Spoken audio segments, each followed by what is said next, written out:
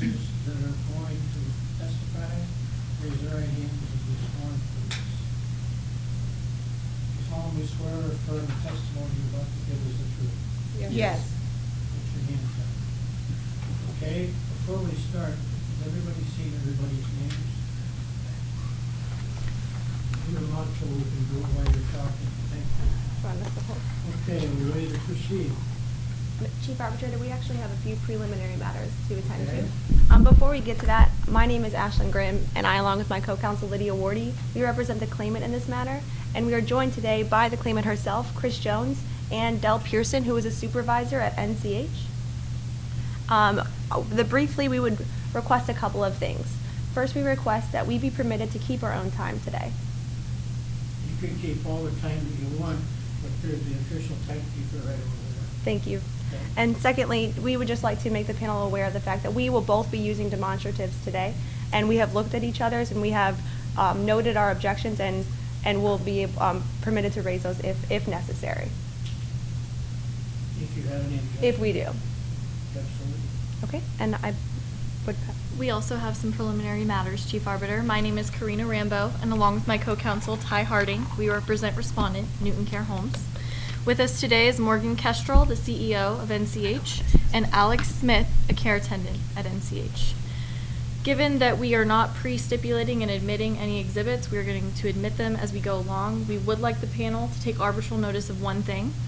That is that each side has retained a witness who has written a letter, but those witnesses are not here today. So those may arise during this proceeding, and we just want the panel to be aware of that. Anything else? That concludes our matters. One further thing.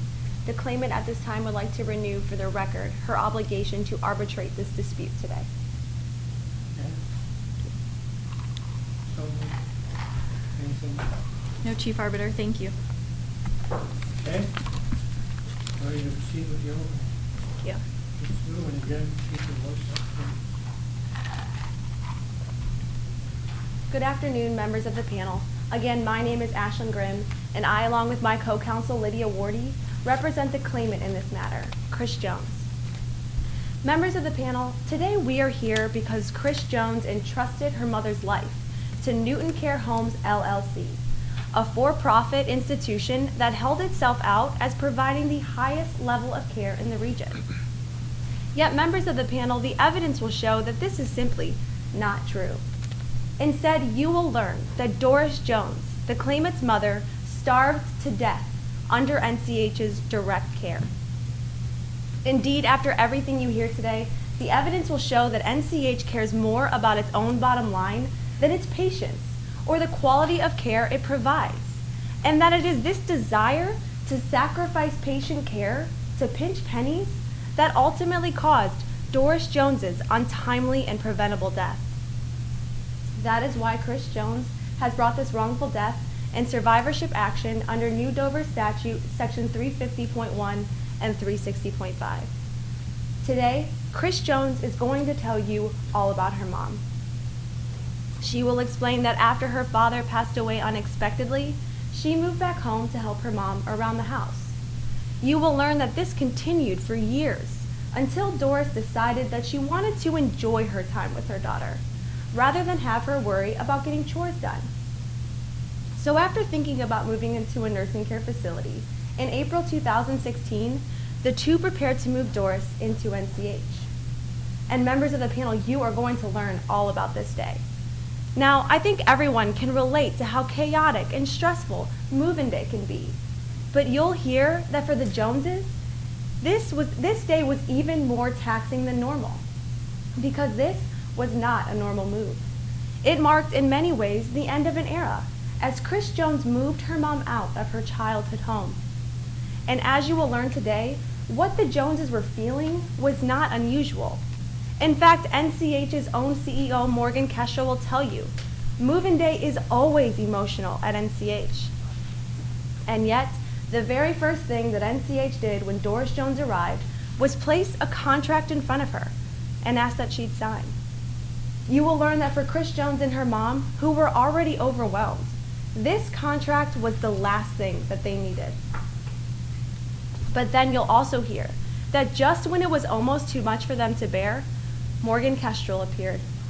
At first, Morgan Kestrel seemed to comfort this emotionally distraught family. But then when the Joneses expressed that they didn't understand the contract and that Doris wasn't prepared to sign, you will learn that that is when Morgan Kestrel turned to Chris Jones and said, if you love your mom, you'd sign the contract. Members of the panel, the evidence will show that as soon as Chris Jones signed this contract, Morgan Kestrel's caring demeanor vanished. You will learn that when Chris expressed that she needed just a little bit more time to consider her options, Morgan Kestrel replied unapologetically that a deal was a deal. Move your mom in. Members of the panel, as you will learn today, this response marks a pattern of behavior at NCH because when it came to its bottom line, that's all it cared about.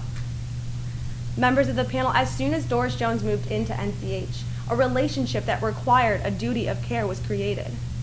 A duty to take care of Doris, to feed her, to notify her loved ones when the situation became dire, or at the very least, to transfer her to the hospital for IV feeding when NCH could no longer provide the care that she needed. And as you will learn today, this duty was breached when Doris Jones died of severe dehydration and starvation after living at NCH for just 2 years. You will learn that the problems at NCH became apparent in late 2017. Now, this was a very difficult time for the Jones family, as Chris's husband passed away suddenly, leaving her as a single mom of 2 young children. You will learn that it is during this time that Chris Jones relied heavily upon her mom, as she was a widow herself. And understandably, it was during this period of extreme grief that Miss Jones wasn't able to visit her mom as often as she would have liked. But that was what NCH was there for, and she trusted that they were taking care of her mom when she couldn't. But members of the panel, the evidence will show that NCH was not taking care of Doris Jones. In fact, you will learn that the next time that Miss Jones went to visit her mom, she was horrified. Doris was skin and bone. After this visit, you will learn that Miss Jones raised the issue of her mother's weight loss on multiple occasions, and time after time, she was assured that NCH was on top of the situation. Unfortunately, members of the panel, this was simply not true. Instead, you will learn that Doris Jones's drastic weight loss and subsequent death was the result of NCH's decision to downgrade its food service and to cut essential staff members to save money. As you will learn today, NCH's choices, combined with its complete failure to respond to a patient in crisis, show that this company values its profits over its patients, and that it is Doris Jones who paid the ultimate price. Therefore, members of the panel, we ask you to award $1.1 million in damages for the wrongful death of Doris Jones, the loss of consortium, and the negligent and intentional infliction of emotional distress upon Chris Jones.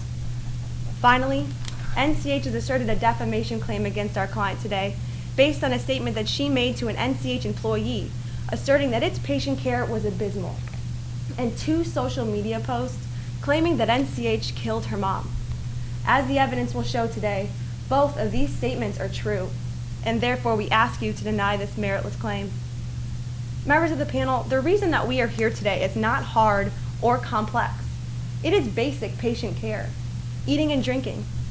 And yet, the evidence will show that NCH could not manage even that. NCH failed Doris Jones. NCH failed the entire Jones family. And therefore, we ask you to award a judgment in favor of Chris Jones today and hold NCH accountable for its actions. Thank you. Thank you.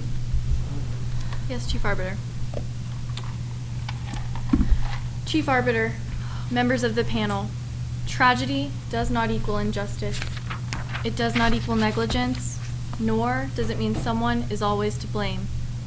My name is Karina Rambo, and along with my co-counsel, Ty Harding, we represent Respondent, Newton Care Homes, commonly referred to as NCH. Today you will hear about NCH employees who undertake the essential vocation of caring for the elderly when their loved ones cannot. Without hardworking CEOs like Morgan Kestrel and care attendants like Alex Smith, who have a heart for this line of work, families would struggle to care for their ailing loved ones with no reprieve. Claimant has just told you we're here due to the unfortunate passing of Doris Jones. We are also here due to the subsequent defamatory remarks made by Chris Jones against NCH. Claimant has brought two claims. First, they are alleging that the wrongful death of Doris Jones was caused by the negligence of NCH. Then, they are seeking recovery for damages for emotional and intentional infliction of emotional distress. Furthermore, claimant is arguing that the arbitration contract and resident agreement signed on April 10, 2016, excludes the wrongful death claim from this panel's jurisdiction. In fact, though, you will find that Chris Jones had authority to sign this resident contract for her mother under New Dover Supreme Court case Larson versus ABC Homes. Chris Jones will have to admit that her mother suffered from bad knees due to years of being an active runner. As a result, she assumed responsibility over her mother's affairs, including her yard work, selling her home, making her purchasing decisions, and such. Regarding duty, claimant has neglected to mention that the four elements necessary to prove wrongful death are duty, breach, causation, and damages. You will hear that NCH care attendants implemented several alternative treatments to care for Doris Jones in the end of her life. First, Del Pearson will have to admit that he has no first-hand knowledge of the care Doris Jones was provided while at NCH. Chris Jones herself will have to admit that she told care attendants to stop one of those alternative treatments, the spoon feeding. Morgan Kestrel will testify that NCH uses the same outside food provider as all other elder care facilities in Landonville.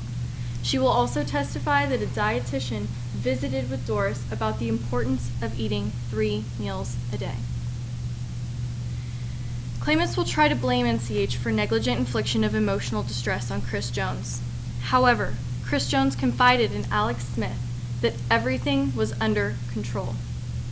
If you decide to reject claimant's wrongful death claim today, NCH cannot be liable for negligent infliction of emotional distress.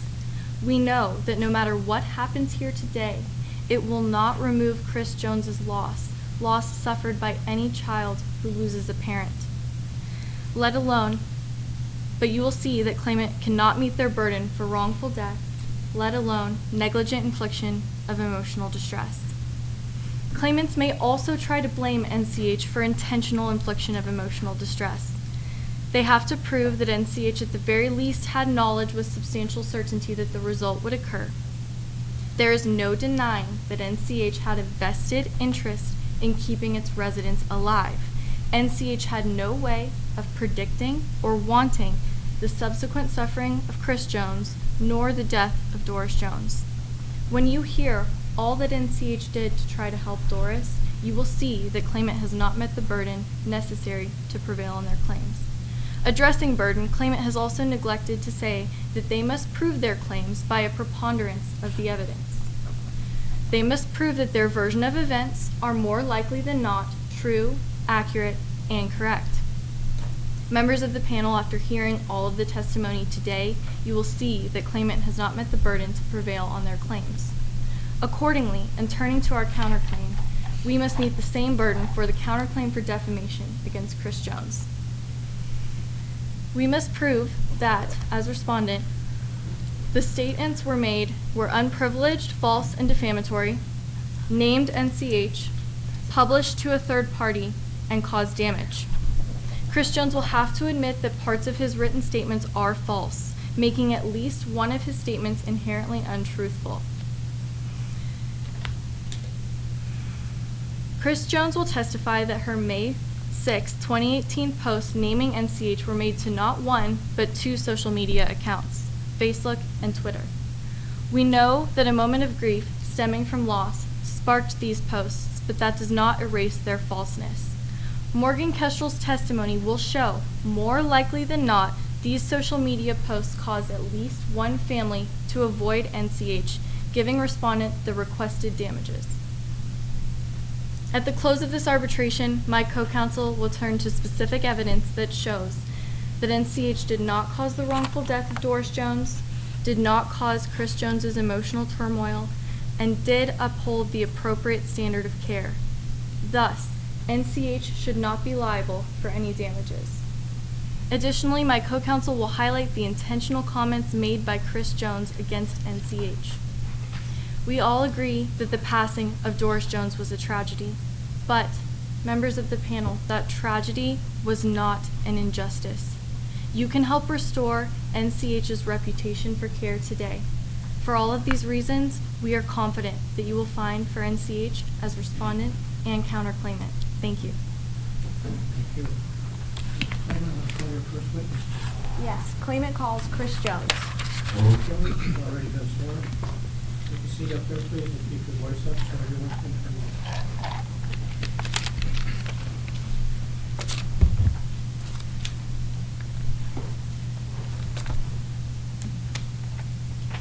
Good evening, Ms. Jones. Can you please introduce yourself to the panel? Yes, my name is Chris Jones.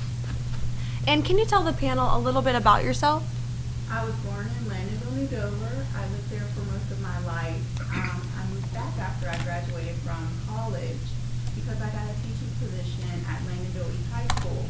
And I was happy to come back because I really wanted to be close to my mom, Doris. Why was that important to you? My mother and I had always been close, and it was important for me to be back to help her out around the house.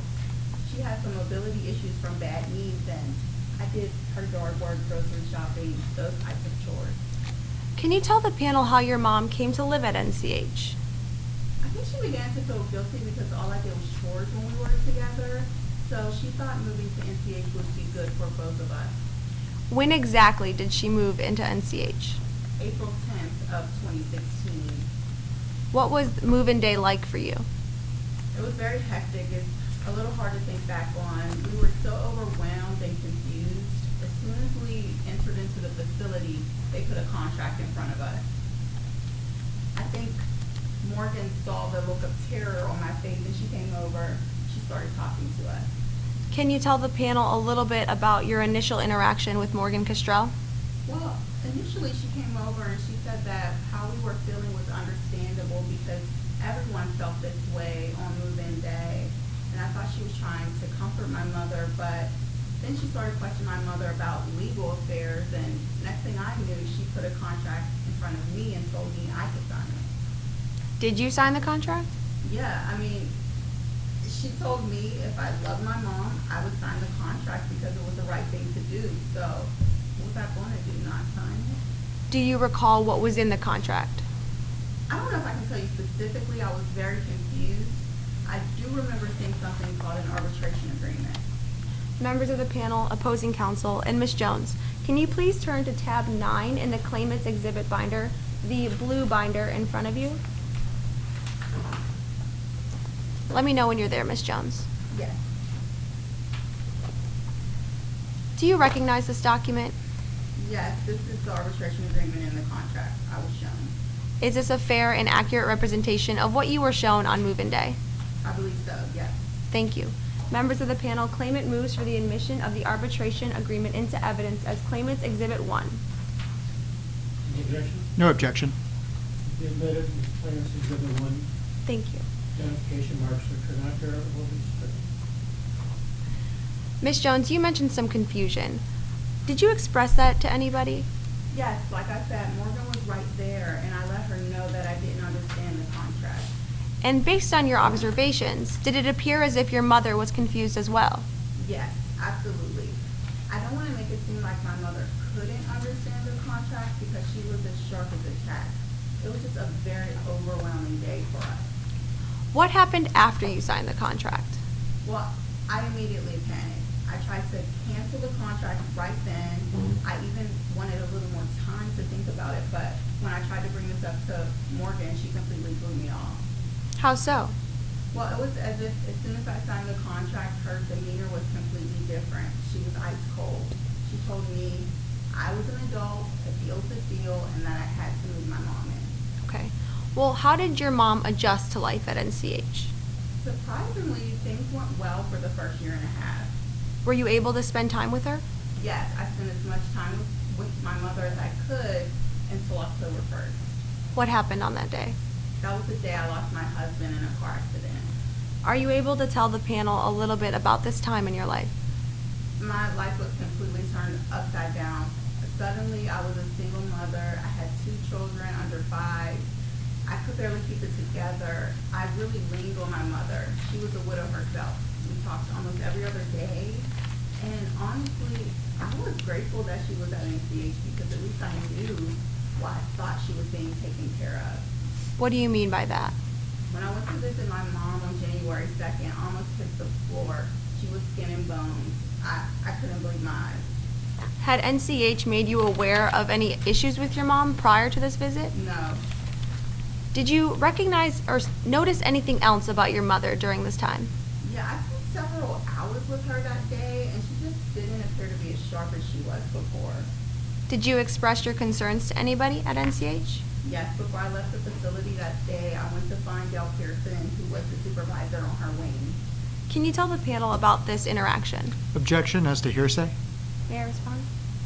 Yes? Chief Arbitrator, this is not hearsay. As indicated, Del Pearson is a supervisor at NCH, and at the time this conversation occurred, he was acting as an agent, an employee of NCH, and this conversation was within the scope of his employment, and therefore, under the rules, the 801 of evidence, it is not hearsay.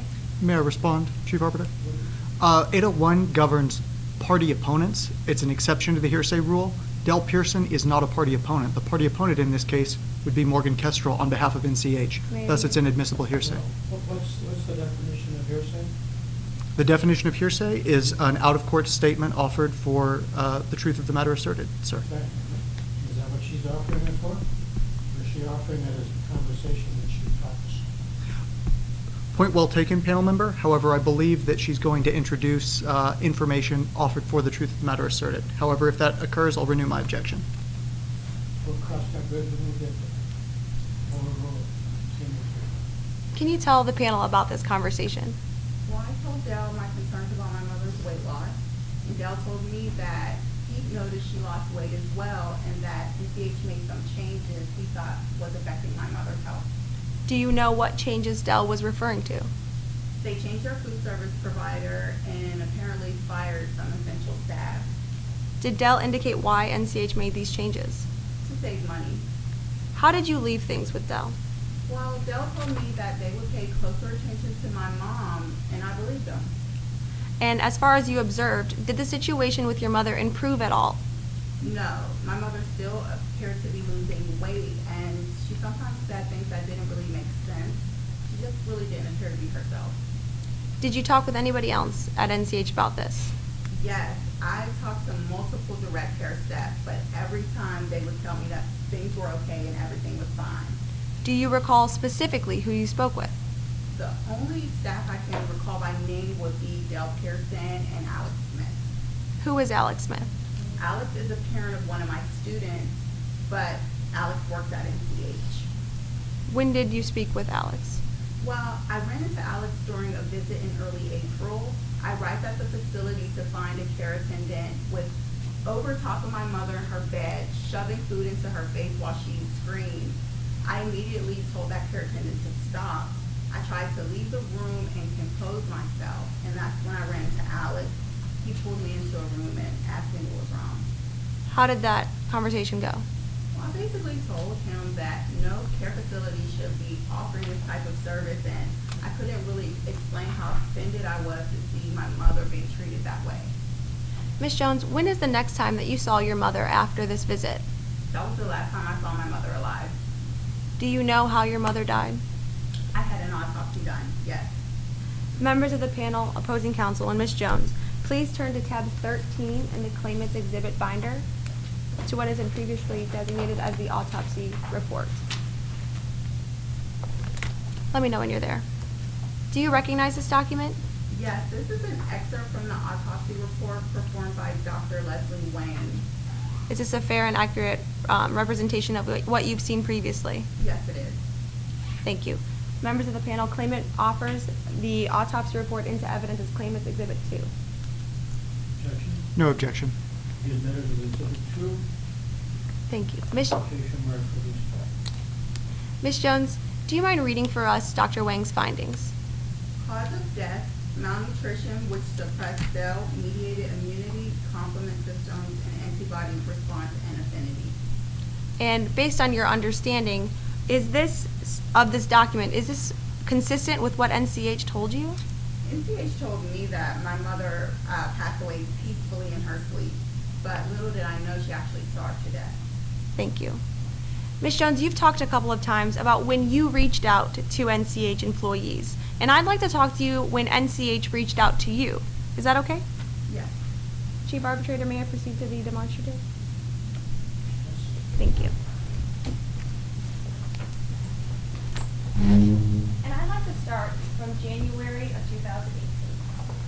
Now, when, after your conversation with Del Pearson, did NCH in January reach out to you? They did not reach out to me in January. So would it be accurate if I wrote January 0? Yes.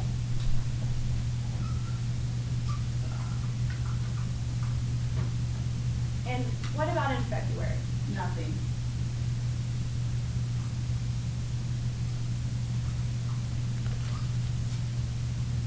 And in March? Nothing.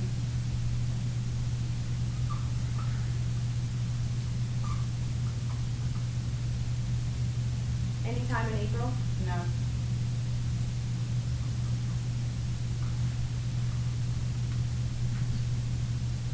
What about in May? The only time NCH contacted me in May was May 1st to let me know that my mother passed away. So one time. Just once.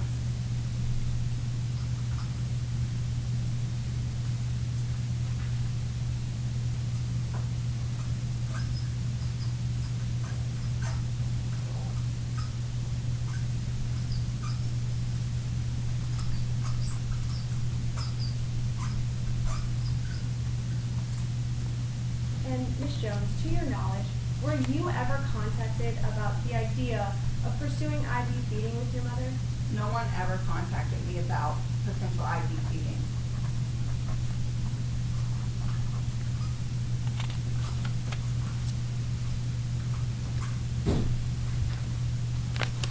Did anyone contact you about transferring your mother to a hospital? No, they did not.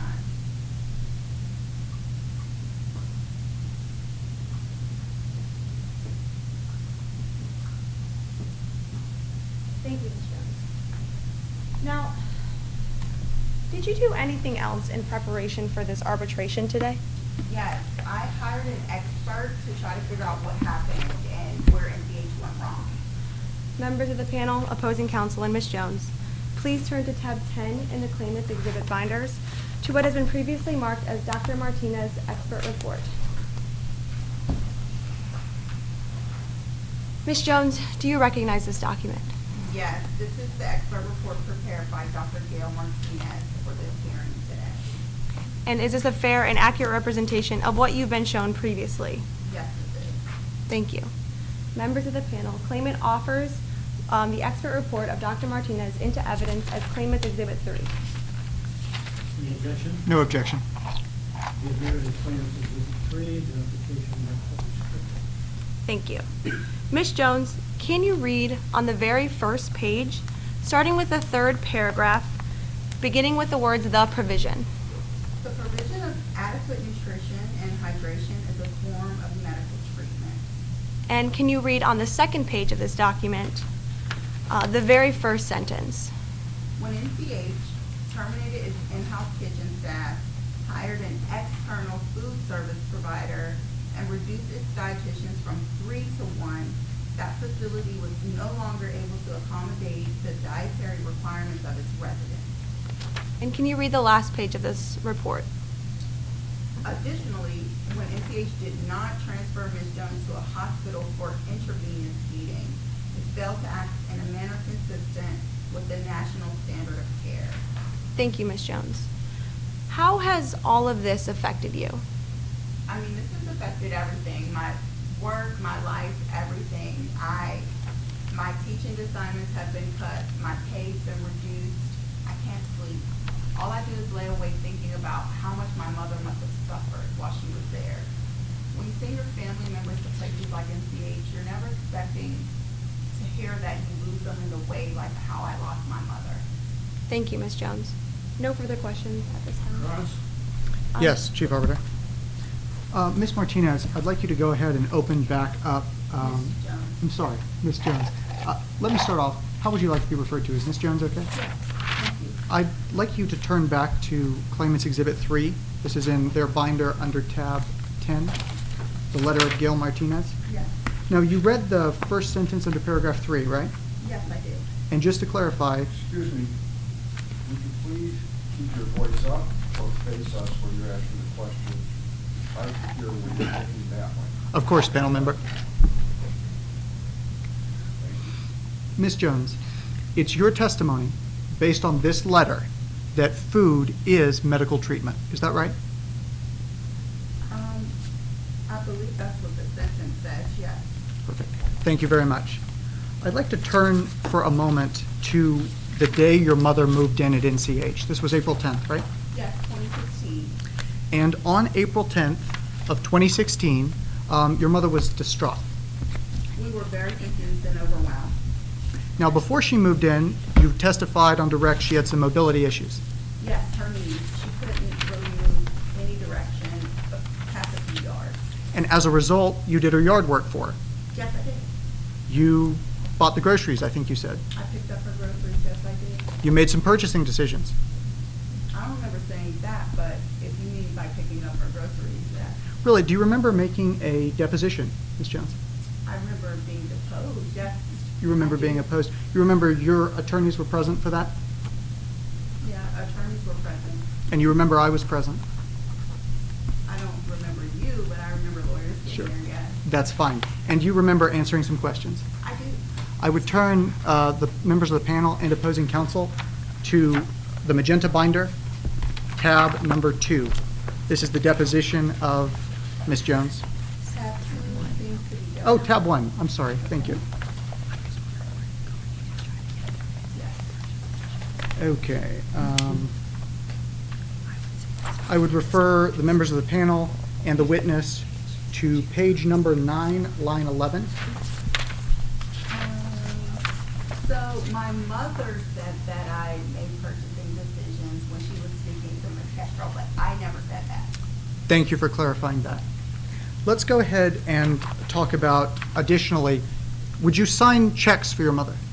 My mother mentioned that as well when she was speaking to Ms. Kestrel, but everything is so confusing. I did grocery shop and yard work for her, for sure. I want to talk about part of the reason your mother felt such distress on that day. Part of that was because her house was being sold. I'm assuming, yeah, that was very, very hard for her. Right. and Members you- of the panel, I would object to this line of questioning as he is asking Ms. Jones to speak on to her mother's mental state, and she can't speak to that. That's speculation. I can rephrase, Your Honor. Okay.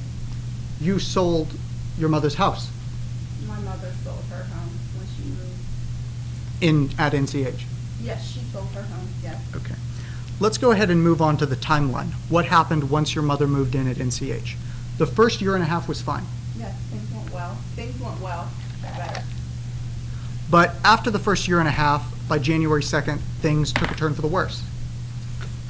When I went to visit her on January 2nd, yes, I know markedly she was underweight. Now, I know this next question may be difficult. Unfortunately, you hadn't been able to visit your mother in the preceding 3 months due to the death of your spouse. That's true. I had to make funeral arrangements and tend to my 2 young children in addition to try to get back to work. So it must have been a relief to get to go in on the 2nd. It was. I talked to her almost every other day, but that's not a substitution for seeing my mother. And on the 2nd, that's when you noticed your mother had lost weight. Yes. And it's your testimony today that NCH changed its food service provider in 2018. Is that right?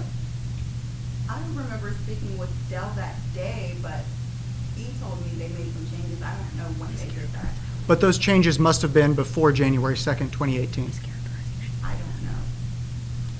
don't know. Let's talk about your conversation with Alex Smith. This was on April 2nd, right? Yes, it was. And in that conversation, you discussed your feelings about the care your mother was getting. Yes, I had just walked into a gruesome force feeding and was very upset. You called your mother's care attendants incompetent. I told her I thought they were unqualified the way that they were caring for her after seeing that. Yes. You said they were negligently supervised. Yes, I did. You said that a lawsuit was imminent. Yeah, I said that if they keep up with this type of care, it's inevitable that someone would soon hold them accountable. You told Alex Smith he should find a new job. Is that right? I did. Let's go ahead and turn now to defamation, the social media posts. I'd turn opposing counsel, the witness, and the members of the panel to Magenta Binder, tab 6. Ms. Jones, do you recognize this document? Yes, I do. These are the social media posts that you made. Yes, they are. The first post is on Twitter, is that right? Yes, it is. And that was made by Chris Jones, high school teacher, right? Yes, that's me. That's your handle? And this was on the 6th of May at 3:44 a.m. Yes. And then there's a second post, yes? Yes, there is. And that was made on Facebook Yes. on the 6th of May Yes. by you By me. at 3:46 a.m. Yes. At this time, we ask that this be admitted as Respondents Exhibit 1. Any objection? No objection. Okay, we don't usually admit objections when it's not your side of the case, but we do it today. I'd like to go ahead and question you regarding the first line you wrote on the Twitter post. You wrote, "Never send a loved one to NCH. They killed my mother." Is that correct? That's correct. And then you repeated this word "killed" in the Facebook post. Yes, I did. And just to clarify, NCH didn't poison your mother, did they? Well, they starved her. But directing you back to my question, there's no allegation of poisoning. I'm not alleging poisoning, no. Right. There's no shooting or stabbing. No. No. But you are alleging that NCH died under their care. I'm alleging that they starved my mother. Yes. And after her death, you never consulted with the police. Objection, relevance. Members of the panel, may I respond? Please. This goes to the defamation, whether or not killed was an accurate characterization of what happened, and thus whether NCH is a defamed party. May I be heard? Whether or not Ms. Jones went to the police station and reported this does not make any fact at issue any more or less probable. The document speaks for itself. It says killed, and therefore it is irrelevant. May I reply, Your Honor? Go ahead. Killed implies murder, yet Ms. Jones is not alleging murder here. She didn't go to the police, yet she made that defamatory statement. Okay. And? And as a result, my line of questioning should be upheld. Ms. Jones, I'd like to talk about the last sentence on your Facebook post. Okay. You said they, NCH, aren't making money off our family anymore since they killed my mom. Is that right? That's the sentence, yes. Right. So you're saying there that NCH lost some revenue when your mom died. Well, I'm hoping they didn't continue to charge our account once she passed away, so. So, to be perfectly clear, the Jones family is no longer writing checks to NCH. We are no longer paying NCH because my mother is deceased. Thank you. Pass the witness. Do you have any reason? Not at this time. May the witness be excused? I don't know what any of how you're going to do about it. Yes, give no discussion testimony with any other witnesses in the case. Thank Call you. your next. The claimant calls Del Pearson. Is there any form?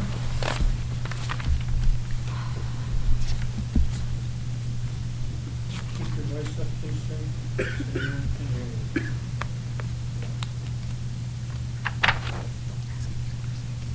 May I proceed? Please.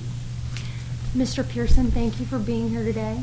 Can you please state your name and occupation for the panel? Sure, my name is Del Pearson. I'm a supervisor at Noon Care Homes. How long have you been at NCH? January 2003 is when I started working for NCH. And have you worked at NCH since 2003? No, I actually worked at another care facility for a period of time. I left in 2009. What happened in 2009? I just disagreed with some of management's strategies, and I just put that in this test call. And Mr. Pearson, did you do anything else? I should say this, when you expressed your concerns at NCH, in your estimation, was appropriate action taken?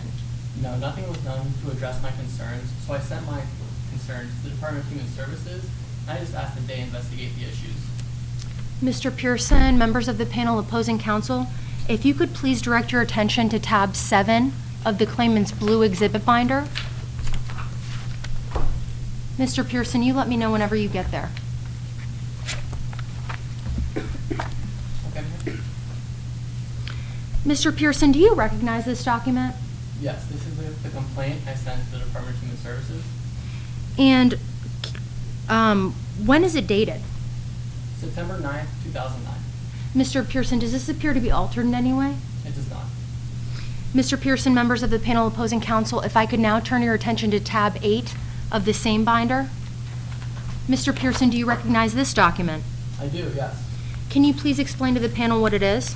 Sure, this is the Department of Human Services response to my complaint. Thank you. Members of the panel, the claimant now moves for the admission of Exhibits 4 and 5 into evidence. No objection. Well, just for the record, which one is 4 and which one is 5? I apologize. The first is 4, the letter to the Department of Human Services, and the findings is 5. I apologize.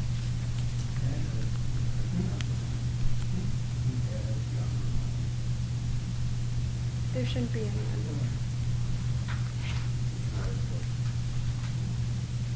You have on your words that are underlined. Were they part of the original? Respectfully, panel member, I believe that that's probably from a previous round. Sometimes witnesses and opposing counsel mark exhibits for their use. But I believe mine is unmarked if you would like to switch. No. That's right, thank you. I apologize for that oversight. So 4 and 5, and you have no objection? No objection, Chief Arbiter. We'll talk a little later about introduction of evidence. Okay. Mr. Pearson, why did you file this complaint with the DHS? I was just really concerned that all these staffing cuts at NCH compromised the safety of our patients, and I was afraid that they would result in someone getting hurt. Now, a couple minutes ago, you mentioned that at some point you left NCH. When was that exactly? Well, I filed my complaint on September 9th, 2009, and my last day at NCH was September 25th, 2009. But you work there again now? Yes, I do. When did you come back to NCH? I came back in 2015. I did miss working at NCH and with the residents there. Mr. Pearson, did you know Doris Jones? I did, yes. I was the supervisor of the wing that she was living in. As a supervisor on her wing, what was your initial impression of Mrs. Jones? When she first arrived at NCH, she was very kind, easy to work with, and she really didn't have any issues that required individual staff attention. But as time went on, it became clear that she did require some more individual staff attention. In your estimation as a supervisor, why did she require individual attention? Well, she became increasingly difficult to work with as time went on, but after NCH cut its staff, we didn't have that time to spend with her. Can you please tell the panel what staff cuts you're referring to specifically? Sure. NCH was facing financial difficulties, so they let go of our entire cafeteria staff and hired instead a cheap outside food contractor, and they also made other cuts to patient care. What other cuts? Well, NCH fired a portion of our direct care staff, 2 out of our 3 dietitians, and 1/4 of our physicians. Mr. Pearson, based on your personal observations at the facility, do you believe that these cuts impacted patient care? Yes, I believe so. And for example, with Mrs. Jones, she didn't like the food. In the past, our old cafeteria staff would have worked with our dietitians and the patients to prep meals that were nutritious while still being appealing. But now the new outside food contractor, they only offer one choice of food at each meal. It's really just a take it or leave it approach with no options for personalization or alternatives. Now, Mr. Pearson, you just mentioned that Mrs. Jones was refusing this food. How did NCH respond to her refusal? We would give her the food and tell her it's important to eat, but that was pretty much it. And was this course of treatment successful in getting Mrs. Jones to eat? It was not. She continued to refuse to eat the food, but after the staffing cuts, we didn't have enough time to spend with her to fix the issue individually. And as a supervisor on her wing, were you aware of the acuity of her health situation? Yes, and I became increasingly concerned. We knew that she needed to improve her hydration and her nutrition. So, let me ask you, you mentioned physician cuts. Do you believe these in particular impacted Mrs. Jones? Yeah, I do. I mean, I don't think that a physician ever even visited and examined Mrs. Jones before she died. And after the staffing cuts, I know that the physicians did leave written instructions for the attendants to follow. But regardless, I don't think that we had enough physicians on staff to handle issues at this time. Mr. Pearson, you're talking about written guidelines that the physicians leave for the care attendants. What kind are those? Regarding IV feeding, and I do know that the attendants try to follow the instructions, but regardless, the strategy wasn't working, and it's really not clear to me as to why it wasn't working. Mr. Pearson, to the best of your knowledge, was Doris Jones ever offered IV feeding at NCH? I don't believe so. I mean, as the wing supervisor, I don't know. And once it became clear, go ahead. To your knowledge, did you agree with this decision? I did not. I felt that once it became clear the strategy listed in the instructions wasn't working, we should have transferred Doris outside the facility to receive the medical attention she needed in the IV feeding. To the best of your knowledge, was she ever transferred outside the facility? No, I don't believe so. Now, you said you had concerns. Did you keep those concerns to yourself? I did not. I actually raised my concerns with Ms. Kestrel. I told her that I was really worried about Mrs. Jones's declining weight and her general health, but I was kind of brushed aside. No further question. Pass the witness.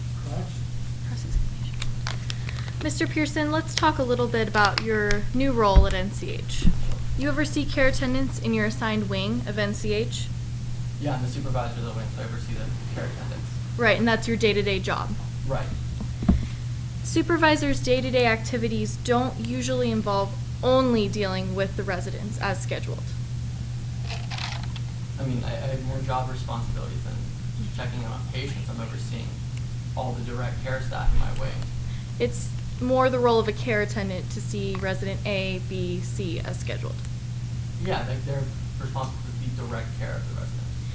As supervisor, you are not a care attendant working directly with Doris Jones. No. Objection asked and answered. You want to respond? I can respond by rephrasing. Okay. Otherwise, I don't believe that this was directly answered in the way that I'm asking Don't it. waste your objections. As supervisor, you were not a care attendant working directly with Doris Jones. I was not, no, I oversaw the direct care staff. You've not been a care attendant at NCH since prior to 2015. Yeah, when I left NCH, I was care attendant at that time. So you have no personal first-hand knowledge of the care Doris Jones received at NCH. Well, I checked in on Doris Jones personally, but I oversaw the direct care attendants who worked with Mrs. Jones directly. I understand that, Mr. Pearson, but you never directly treated Doris Jones as a wing supervisor. No, I mean, I oversaw the direct care attendants. Thank you. Let's briefly discuss some of the goals and policies at NCH that you're familiar with. NCH has the medical doctors on staff, as you testified on direct. Yes. You testified that you believe NCH now has too few medical doctors on staff. Yes. But you would agree with me that the number of doctors on staff is relative to the number of residents NCH has at a given time. Objection. That's beyond the scope of this record. That information was not offered. You want to respond? May I respond? Yes, Chief Arbiter. First of all, under Federal Rules of Evidence 611B, with regard to the credibility of a witness, or if it is substantially related, I may ask the question. Okay, what question do you?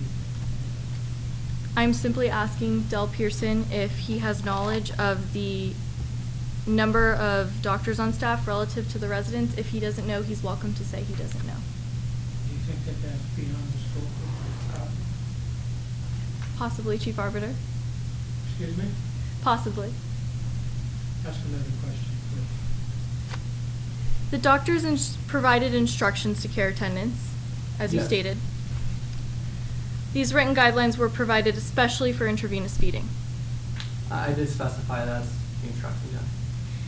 Now, you testified on direct that you don't believe a doctor examined Doris Jones regarding intravenous feeding, Yeah, I don't believe so. but you don't know for certain. No, but I mean, I'm the care supervisor for her wing, so. Thank you, Mr. Pearson. As I proceed, please just try to give me a yes or no answer. As a former care attendant for NCH, you know that they take great pride in their ability to work closely with residents. Yeah, You do not know why the intravenous feeding strategy wasn't successful for Doris Jones. I do not. Care attendants do their best to provide as much individualized care as possible. Yes, generally speaking, but I can't speak to the motives of every single care attendant at the Keep your voice facility. up, please. Yes, sir. Let's turn to our focus on the business decision of NCH. You would agree with me that NCH is a for-profit business? Of course, It's fair to say for any business to stay afloat, it has to make money. absolutely. This also means that corporate employees, like a CEO, might not make decisions that everyone agrees with. Absolutely.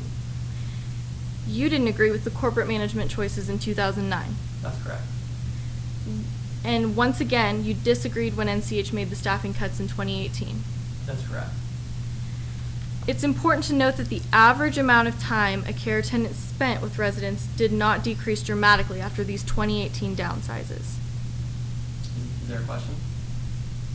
Mr. Pearson, you know that the average amount of time a care attendant spent with residents did not decrease dramatically after the downsizing. Well, the amount of time an individual care attendant spent with a resident, an individual resident, did not decrease dramatically, but there was less care attendants. Correct, but we're drawing you back to my question, the average amount of time care attendants spent with residents did not decrease dramatically. Yeah, that's exactly what I said. Thank you. Another business decision that NCH made in 2018 was hiring the outside food contractor. Okay, can you repeat the question? NCH hired an outside food contractor in 2018. I'm not sure on when they made the hiring decisions, but But this new contractor served only one choice at each meal. yes. So it was important for the care attendants to get the residents to actually eat the food. Yeah, I mean, if we feed our residents, we want to make sure they're eating the meals, of course. Once more, Mr. Pearson, I just need a yes or no answer. Because a resident's health would decline if they didn't eat. Of course. Mr. Pearson, you've been volunteering or working in the elder care business since middle school? Yes. So you're familiar with many of the elder care facilities around Landonville. I mean, I've worked at like one or two. You knew that the other elder care facilities in Landonville use the same outside food provider NCH is now using. Yeah, many of the other facilities do use this food product. Correct. You're not below the minimum ratios in 2018 like you mentioned in 2019, so you sent no letter to the Department of Health. Objection, beyond the scope of this witness's knowledge. May I respond? Please. Opposing counsel direct examined Mr. Pearson about the letter that he sent to the Department of Health, so I am merely asking him if he has sent a subsequent letter in 2018.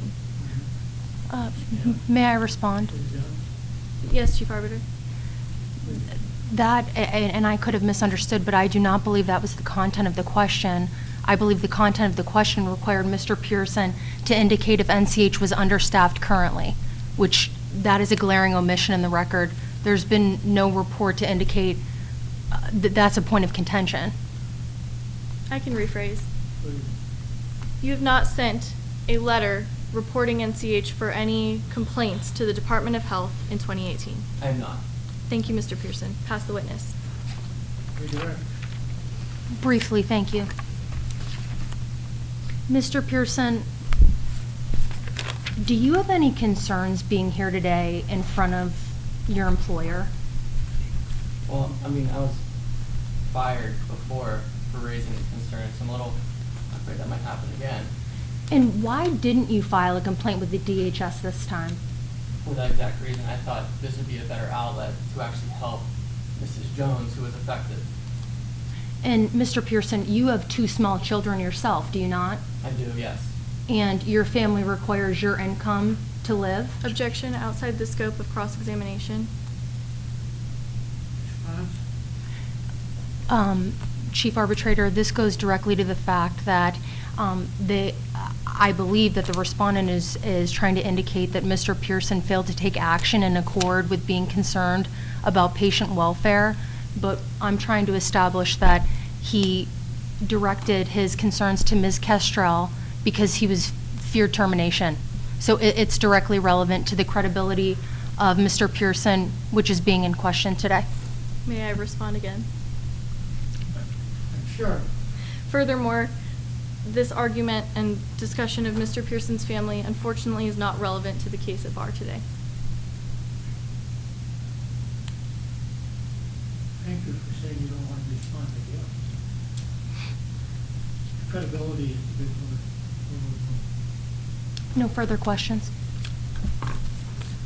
Did you answer the question? I answered it. He did. Okay. Can I step down? Please don't discuss the testimony. Any other witnesses who may testify? Does the claimant have anything further? No, the claimant rests. Claimant rests. Is the respondent. Yes, Chief Arbiter. All right. Respondent calls Morgan Kestrel to the stand. She has already been sworn. That is correct. Please keep your voice up so everyone can hear you.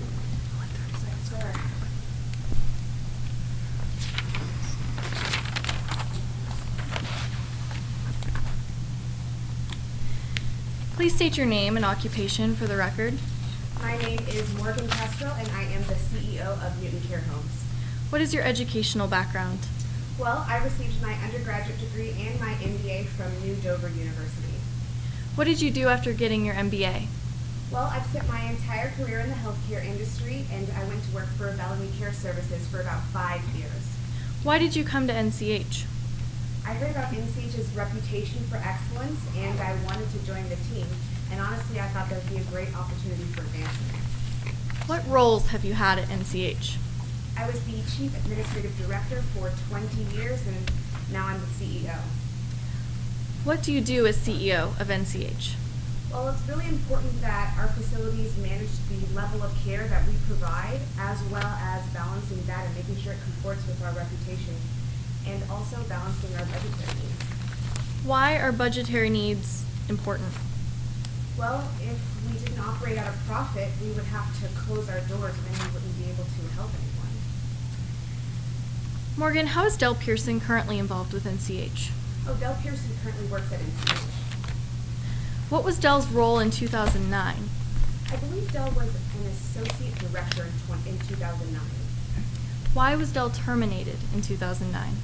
Well, Del was terminated because Del shared a role with another associate whose name was Lynn, and we felt that Lynn provided and worked better than Del, and so Del was terminated. Opposing counsel, members of the panel, we would like to direct you to tab 7 of Magenta binder, not the first page, but the second page entitled State of New Dover, Department of Human Services. I believe this has already been admitted as Claimants Exhibit 5. Morgan, who is this letter addressed to? This letter is addressed to me. And what are the findings of this letter? Well, this letter indicated that there were violations at NCH, but they were de minimis. Let's turn to the admission day of Doris Jones to NCH. Do you remember Doris Jones? I do. I recall the day that Doris moved into NCH. She just seemed so anxious and upset, and it made me sad that she was sad. What did you do when you noticed this? Well, I went over and spoke to them, and it seemed that, as I said, Ms. Doris was upset, and I asked if Chris regularly took care of her mother's business and legal affairs, and Ms. Doris nodded that she did. Objection, hearsay.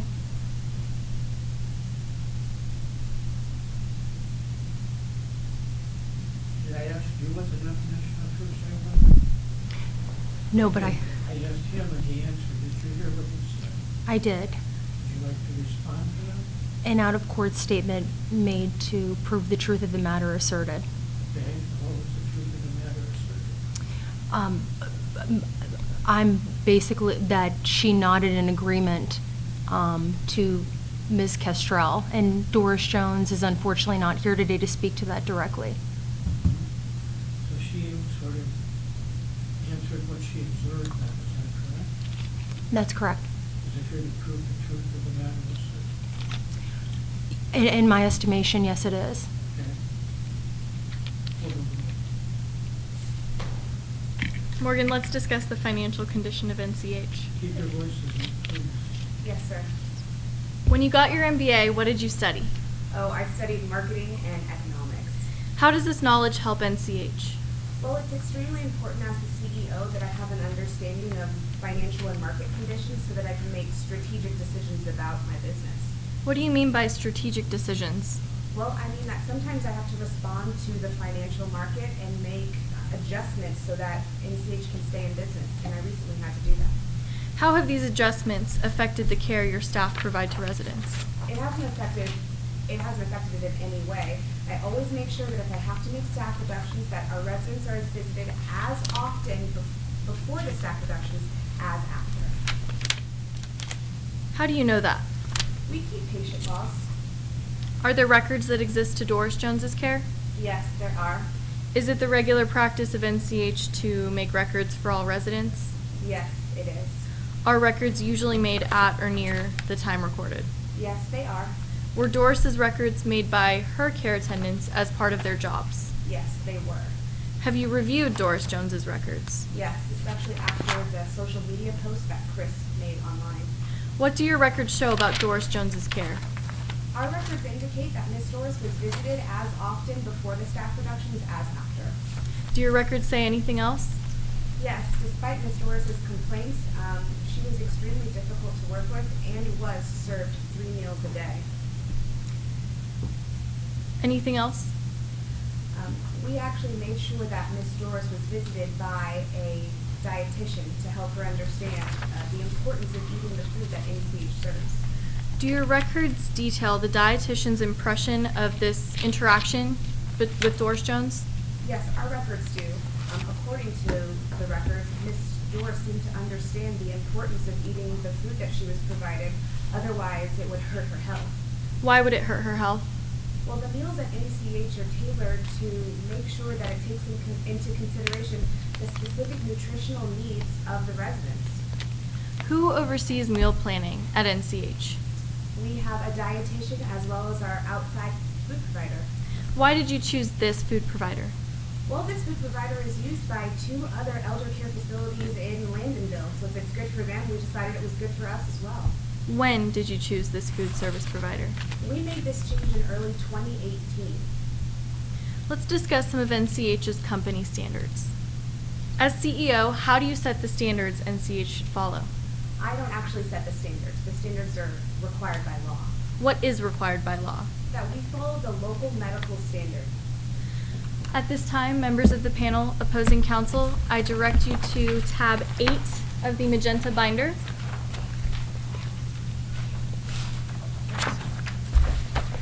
Morgan, do you recognize this document? Yes, I do. What is it?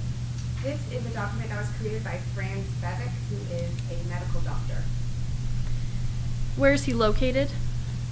Landonville, New Dover, What is the date on this document? September 17th, 2018. Is Dr. Spevak here today? No, unfortunately not. Have you seen this letter before? Yes, I have. Will this letter aid in your testimony today? Yes, it will. Has it been modified or altered in any way? No, it has not. At this time, I move to admit Respondents Exhibit 2 into evidence, which is behind tab 8 of our binder. No objections. So you're marking tab 8 as exhibit 2. Correct, Chief Arbiter. No objection, I'll do that. Morgan, on Respondents Exhibit 2, in the last paragraph, what does Dr. Spevak say about NCH and the standard of care? Dr. Spevak says that the local medical standard of care is the correct standard. What does the doctor say about how NCH acted in its treatment of Doris? Objecting. The witness is testifying as an expert. She's interpreting the report as opposed to reading from it. May I respond? Please. She has not answered yet, and she was about to read directly from the letter. from my understanding. Right. We'll hold your objection in abeyance. Morgan, please read what Dr. Spevak says about how NCH acted in its treatment of Doris Jones. Dr. Spevak writes, in my opinion, NCH acted reasonably under the circumstances. Let's turn to a moment to your defamation claim. You can set that aside. Morgan, earlier you heard Chris Jones discuss his 2 social media posts. Yes, I heard her. You've also read those posts for yourself. Yes, I've seen the posts. What did you think when you read these posts? Well, the posts were extremely upsetting. It's extremely important as an elder care facility that you have a great reputation, and I knew that these posts would harm us. What role did you play in the death of Chris Jones's spouse? We played no role in the death of Chris's spouse. Her spouse was not affiliated with NCH in any way. Did you kill Doris Jones? No. Miss Doris's passing was a tragedy, but we did not kill her. How have the Twitter and Facebook posts impacted NCH? Well, we know that there was at least one family that cited negative social media posts as the reason for not moving their loved one into NCH. What are your losses from that family's refusal to hire NCH? We've lost at least $50,000 from that refusal. How do you know that? Well, we know that before the post, no family had cited social media, but after the post made by Chris, a family directly cited social media as the reason for not moving their loved one into NCH. Thank you, Morgan. Pass the witness.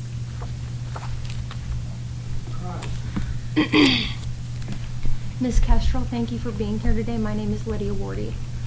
Ms. Kestrel, you mentioned NCH was an opportunity for advancement for you, was it not? Yes. And in order to keep your position, you have to turn a profit, correct? Yes, it's important that we have a profit or we wouldn't be able to operate our business. So that's a yes. Yes, it is. We have to have a profit. And one way you keep a profit is to cut costs, correct? Sometimes we have to make reductions to keep our doors open, yes. And you cut costs by terminating direct care staff, do you not? It's not always direct care staff. Sometimes we have to make cuts in other areas. Is that a yes or a no? That we did this last time cut direct care staff? But Ms. Kestrel, you've done this twice in the past 10 years, have you not? Yes, responding to some violent financial conditions of the market. Members of the panel, I would like to move the latter part of the response as non-responsive. Ms. Kestrel, So latter part, The- being what? everything after yes. Narrows it down some. All right, go ahead, continue. Ms. Kestrel, reducing your staff in 2009 resulted in an investigation with the Department of Human Services, did it not? Correct. For staffing ratio infractions, correct? Yes. And I'm actually going to direct you back there. You mentioned this a little bit on direct. If you could, Ms. Kestrel, members of the panel opposing counsel, turn to tab 8 of the claimant's blue exhibit binder. And this is the Department of Human Services findings that has been admitted as claimant's exhibit 5.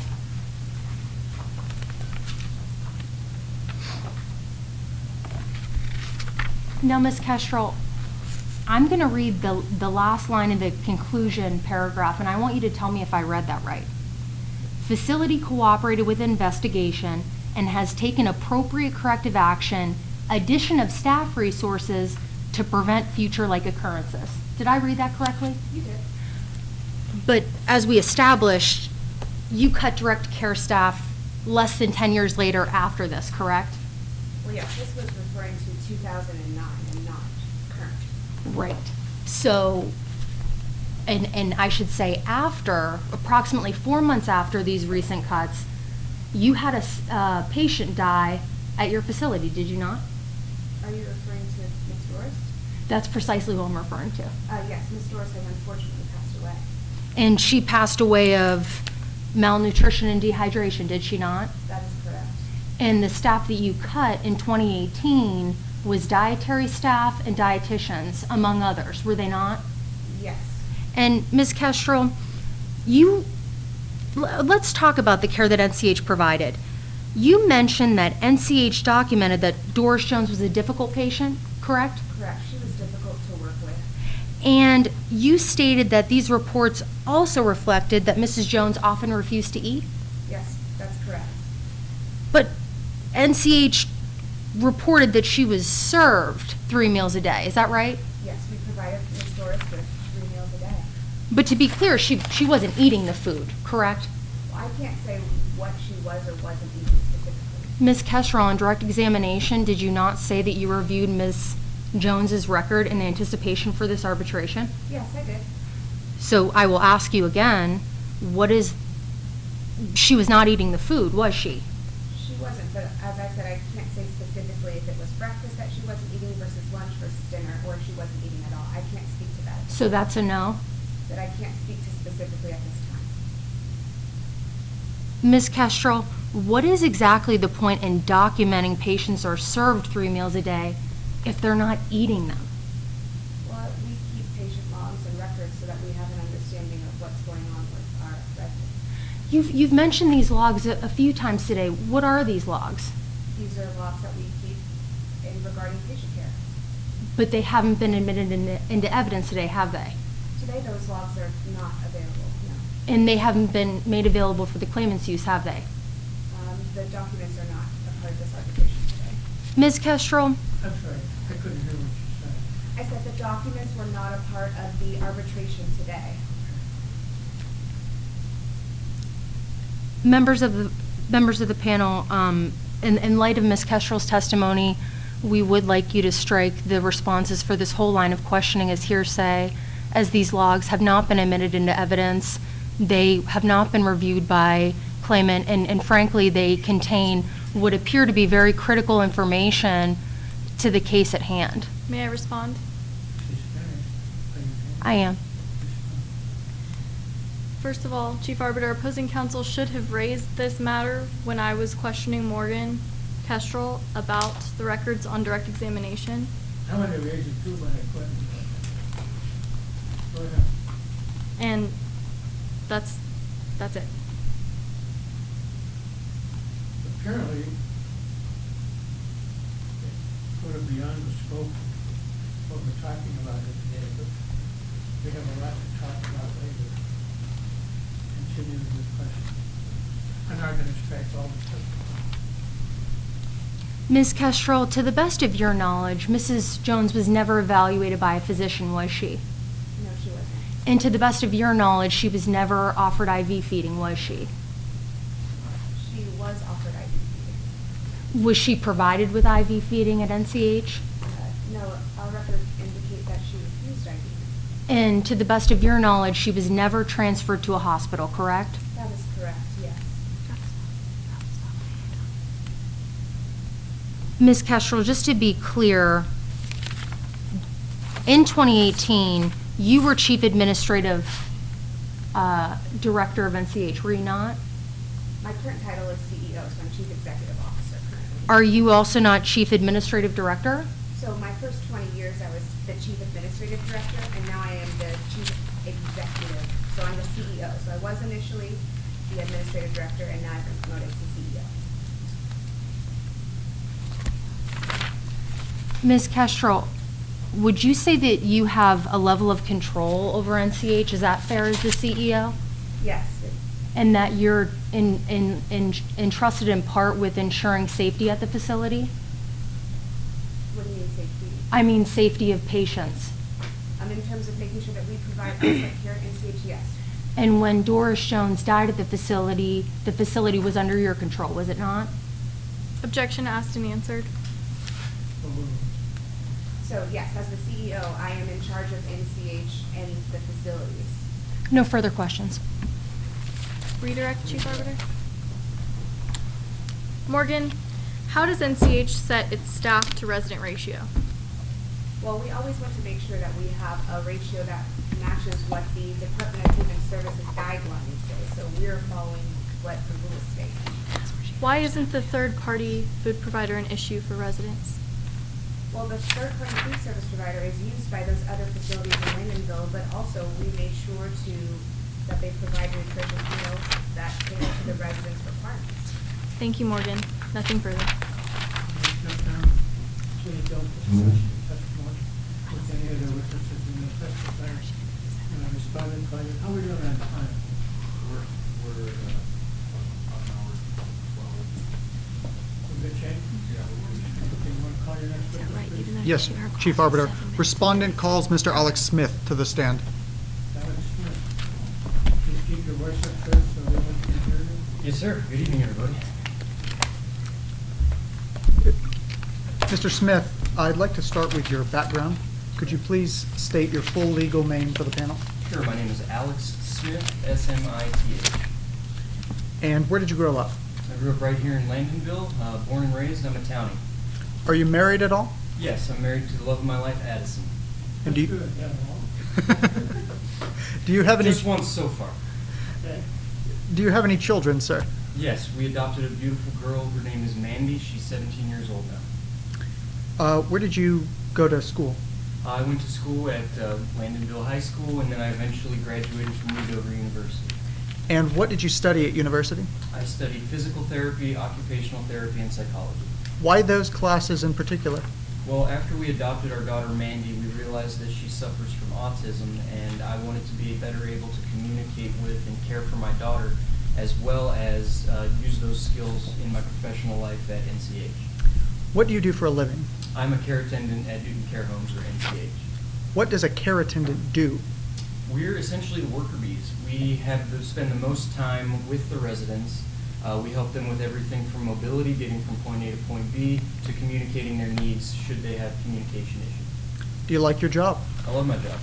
Anything that I can do to help a resident or bring a smile to their face is the goal. How long have you been with NCH? 12 years. Let's talk about the care NCH provides. Have you witnessed NCH providing care over the years? Yes, sir. I've been there for 12 years. I think I've seen everything soup to nuts. In that time, have you ever seen a care attendant neglect a resident? No, sir. Never. Do you feel like the care attendants are negligently supervised? Objection, No, sir. objection, ask for a legal conclusion. Want to rephrase your question? Sure. Do you feel like the care attendants are supervised sufficiently? Yes, sir. In your opinion, are there enough care attendants to help out all the residents? Objection, this witness is not an expert, and he's asking about attempting to ask an expert opinion, and this is not proper. Absolutely, panel member. As the only employee care attendant at NCH, Mr. Smith is well within his rights to testify about how he feels the organization is operating. So, Would you repeat the question? I'm sorry. absolutely. Are there enough care attendants, in your view, to work with each resident? Absolutely. We need it done. And do you interact with all the care attendants at NCH, or all the residents at NCH? No, sir. So each care attendant has a set route, like you see patient X, Y, and Z during your shift. So in that way, I see my residents, but then I also make side trips with people like Miss Doris Jones. What can you tell us about Miss Doris Jones' disposition? So when she first arrived, she was a pleasant, fun woman to be around. I would go have conversations with her at lunch, but then as she spent more time there, she became more and more difficult to work with. And why was she more difficult? She began to refuse to eat. Do you know why she refused to eat? No, sir. As far as I know, she didn't like the food, and for that reason alone, didn't want to eat it. Did you ever personally witness Miss Doris Jones refusing to eat? Yes, sir. I saw it on 2 different occasions. Tell us about that first occasion, please. So on the first occasion, I was on my lunch break, and I had gone down to visit with Miss Jones. And when I came into her room, I saw a care attendant attempting to gently spoon feed her. And as opposed to what's been stated earlier, there was no force, no one was being held down, no funnels, anything. It was normal, what you picture when you think of a spoon feeding. And how did Doris Jones respond to the spoon feeding? She was very upset by it. In fact, she took the spoon from the care attendant, threw it across the room, and said, "Get out." And it was pretty hard to watch. And how did you respond? Well, I was upset by it. Tell us why. Because as a care attendant, it's our mission to make sure that all of our residents are cared for properly and that they're getting what they need. And when you have a resident that is refusing to allow you to provide that level of care, it's a difficult situation, not only for the resident, but also for the care attendant who is doing the best that they can. Let's talk about the second incident. Do you remember when that occurred? Yes, that would have been April 2nd of this year, or excuse me, 2018. What happened? So similar situation, I was on my way to visit with Miss Doris, and she was being spoon-fed against a normal spoon feeding, nothing untoward. And Chris Jones was in the room, and Chris Jones said, "Stop feeding my mother, get out, never come back." He stormed out of the room. Later on that day, I ran into Chris again, and Chris expressed her opinion to me. What exactly did Chris express to you? So we went into an empty resident room off the hallway, and Chris basically browbeat me, saying that we were negligently supervised, understaffed, and negligently trained, and that I had better look out because a lawsuit was imminent and I should seek a different employment. And how did you respond to all that? I was upset by it. I mean, whenever anyone tells you that you're bad at your job, it's an upsetting situation, especially we don't do this to get rich. We do this because we care about people. And for someone to sit there and say, you're not only doing it wrong, but you need to find a new job, basically a veiled threat, was deeply upsetting. What did you do after Chris left?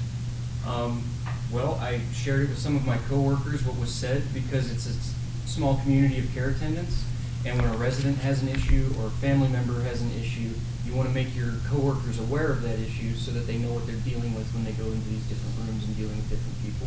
And how did your coworkers respond? They were equally upset. I would say that it drastically affected morale. In your opinion, were Chris's statements to you a fair depiction of NCH care? No, sir, not at all. How important is reputation in your profession? It is incredibly important. No one would trust their elderly or disabled family members with us if we didn't have a sterling reputation. Let's talk about your relationship with Chris prior to Doris Jones' death. How did you two know each other? So I knew Chris through Mandy's high school. Chris teaches one of her special education classes there. So it initially started out as a parent-teacher conference type of relationship. And what did you learn about Chris's personal life? So that's when I found out that Doris Jones was his mother, which is why I would visit with Doris as sort of a family friend. And I also found out that Chris had lost her spouse and was recently become a single parent of 2 very small children, dealing with the stresses of that along with a full-time job as a teacher. Did Chris ever confide anything about her mother? Yes, Chris said that she knew Doris could be difficult and that she hoped she didn't make our jobs too hard for us. And how did you respond to Chris's confidence? Objection, calls for hearsay. What do you guys think? Calls for hearsay.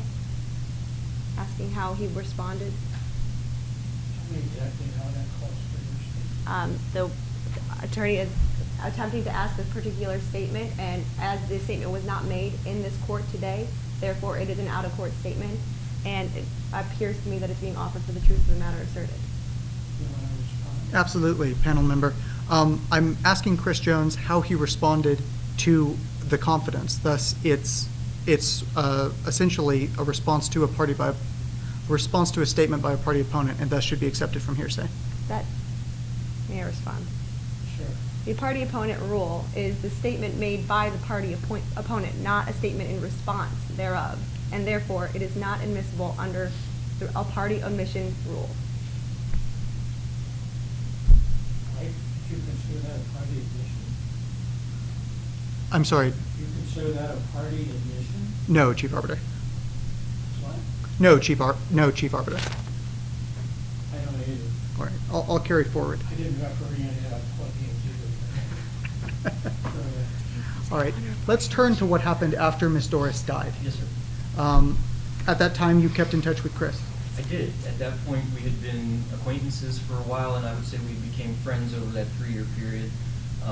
So my professional relationship as a care attendant at NCH ended when Miss Doris passed away, but I continued my relationship with Chris as a friend. And what did you learn about Chris after Doris died? So I spoke to Chris on numerous occasions, knowing the background with her spouse and with her children, to ask about how she was doing. Are you getting enough sleep? How are you doing mentally, emotionally? That's what a friend does. And each time I was assured that she was in fact getting enough sleep and that she was doing fine, nothing was unmanageable. Lastly, Mr. Smith, how did Doris's care compare to that of any other 72-year-old woman in the same condition at NCH? Well, As Ms. Doris refused to eat, we initiated several different options, so she got as good or better than anyone else there. We gave her the standard 3 meals a day, we attempted to spoon feed her, and we even went so far as to attempt intravenous feeding. Thank you, Mr. Smith. You pass the witness. Okay. I would just like to be clear about the incident that occurred on April 2nd. Yes. You indicated that you were in the room when the incident occurred, correct? That's correct. Do you remember submitting an affidavit in this case? I absolutely did. Do you remember being under oath? I was. As you are today? Yes, ma'am. Members of the panel, opposing counsel, if you could please turn to tab 6 of the Claimants Exhibit Binder to page 3. Let me know when you're there, Mr. Smith. Sure. I am there. And on paragraph 18, you indicate that the day in early April that Chris visited, one of the care attendants was attempting to help Doris eat her food by offering to gently spoon feed her. Chris arrived in the room, saw what was happening, and instead of asking for an explanation, immediately flew into a rage. Chris shouted at the care attendant, stop feeding Doris, and then stormed down the hall. Chris and I happened to run each other today, and that's when he told you. You were not, please tell me in this line of questioning where you indicated that you were in the room. Sure, it's self-explanatory. Right there when I say Chris arrived in the room, that indicates that I was already in the room to know when he arrived, what was going on, and when he stormed out. Then why would you talk to him later that day about it, not then? Objection, Chief Arbiter. This is an improper impeachment. First of all, this Chris is a she. That's correct, I apologize.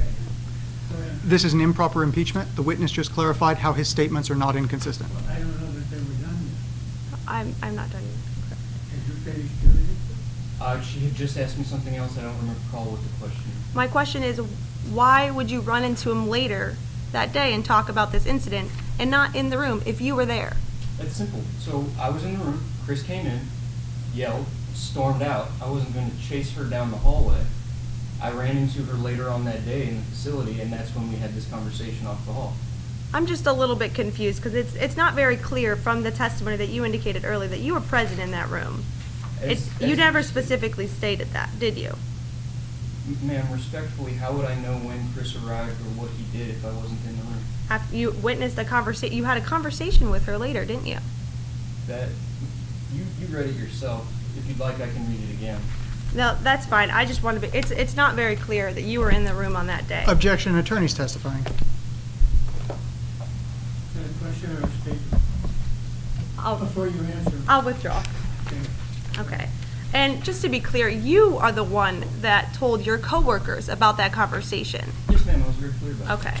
And you also talked about on direct that you initially had some pleasant conversations with Doris Jones. Absolutely, I love visiting with her. Okay, but to be clear, you were not her direct care attendant. No, I was a friend of the family visiting on my lunch break. Okay, so you would visit on occasion. Sure. You would not have a set route, as you indicated. No. You wouldn't see her every day. No, ma'am. Okay, but you also testified that you observed some incidences with Doris Jones. That's correct. So is it fair to say that during your initial interactions with Doris, to those incidences that you mentioned earlier, that she was a different person? As compared to what? You had initial pleasant conversations with her. You mentioned that she was a fun woman. Sure. But you also noted that she had some incidences later on in her stay. Yes, ma'am. So it's fair to say that you witnessed a marked change in Doris Jones. I witnessed her get upset when it came to matters of food. So yes. I don't know if that's a marked change so much as an isolated incident regarding a specific instance, but Merely, I'm asking just your opinion on the fact that you had pleasant conversations, and then when later on in her stay with food, she was a different person. no. Did you not just indicate that you had pleasant conversations with Doris Jones? I'm asking for a simple yes or no question. That all of a sudden she had a different marked change in her because of these incidences. Objection, the question is compound. I couldn't hear you. Objection, the question is compound. Rephrase. Okay. Again, you had pleasant conversations with Doris Jones initially, Yes, ma'am. early in 2016 when she was a resident at NCH. Yes, ma'am. And then you witnessed some incidences with Doris Jones as time went on. Specifically regarding food, yes, ma'am. So it's fair to say that from 2016 to 2018, you witnessed a marked change in Doris Jones. No, her attitude only changed regarding food. You just indicated that it changed. That's what I'm asking you. Did you witness a change? Regarding food, yes. Thank you. Also, you testified that you didn't work with Doris Jones personally. No, ma'am. So you don't really know if she was ever transferred to a hospital. No, ma'am. You also don't know if she received IV feeding. I know that she refused it How could you know if she refused it if you didn't work with her personally? because I witnessed her refuse it. But you just testified that you didn't work with her. How could you personally witness it? As I said, I would go and visit with Doris Jones on occasion, and on one of those occasions, I know that she refused IV feeding. It's in my statement. I don't believe that but you didn't work with her personally. No, ma'am, I didn't. Okay. And you don't know for sure that she was ever transferred to a hospital? No, ma'am, I didn't. Thank you. No further questions. Yes, Chief Arbiter. Mr. Smith, I'd like to clarify what you witnessed Doris Jones refuse. Okay. What forms of treatment did you see her refuse? I saw her refuse to eat the standard 3 meals a day. I saw her refuse spoon feeding, and I saw her refuse intravenous feeding. Could you describe for the panel what intravenous feeding is and how it works at NCH? Sure. So we have written guidelines provided to us by doctors, as has been mentioned earlier. And at NCH, there are 2 different kinds of intravenous feeding. The first being what you would imagine an IV bag with liquids, including minerals and vitamins, that is administered intravenously. And then there is a secondary form that requires hospitalization that we do not do at NCH, which is the application of an actual feeding tube. Chief Arbitrator, if I may, I apologize to object, but none of this has been indicated in the records that we have been provided, and I need to object to this line of questioning as it is not in the record that we are provided with today, and I don't think it's fair to be questioning about something that we have not been told. Is this something that you were asking questions about? Yes. Well, not necessarily. No, I was not asking questions about the whole process of IV feeding, and the specific testimony is not similar to what we have reviewed previously in preparing for this arbitration today, and therefore it's just not within this record. It is outside the scope of the record that we have been provided with. Do you think it's outside the scope of your questioning? That's not what I'm indicating. That's Yes, what I'm asking. yes, I do. Okay. You were asking questions about material that you never received? Yes, Did you ask questions about it? yes, I did. So he is asking questions based on what you asked? That's not, no, it's outside the scope of the cross-examination. That's my position. Mr. Smith, could you briefly describe the forms of IV feeding at NCH? Sure. There's 2 types. One that we can do on site, which is the IV bag and vitamin mineral hydration through the vein, and the second requires hospitalization, and that's the actual application of the feeding tube. As a care attendant, I've read the directives by the doctors, and I've seen this done. Thank you, Mr. Smith. No further questions. We pass the witness. Recross? Nothing further. You may step down, please don't discuss your testimony. Thank you, sir. Any testify? No, Your Honor. At this time, respondent closes its case in chief. Rest? Yes. And claimant rest? Yes. Yes. Both rest? Yes, Chief Arbiter. Do you want to take a break? Everybody ready to proceed? Yes, Chief Arbiter. Respondent would like to proceed with summation. Before we commence, I'd like to ask 2 questions. First of all, may I have freedom of the well to set up a demonstrative exhibit on the... I'm sorry, I couldn't hear. Yes, may I have freedom of the well to set up a demonstrative exhibit on that table right there? And then freedom to use it during summation? Sure. And then furthermore, may I pass out a miniature copy of the demonstrative to each panel member? Have you given one to the other side? Yes, Chief Arbiter. Sure.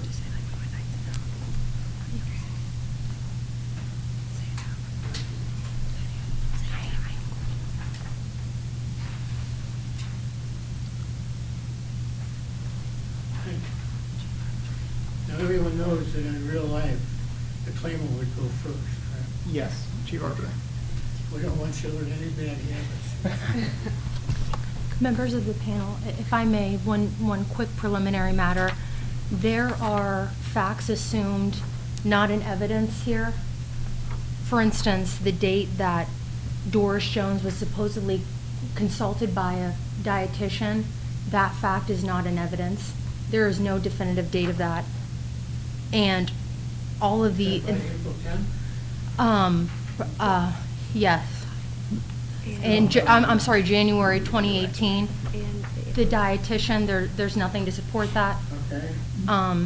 And the fact that her weight loss became noticeable, once again, this became noticeable to Chris Jones upon her own investigation.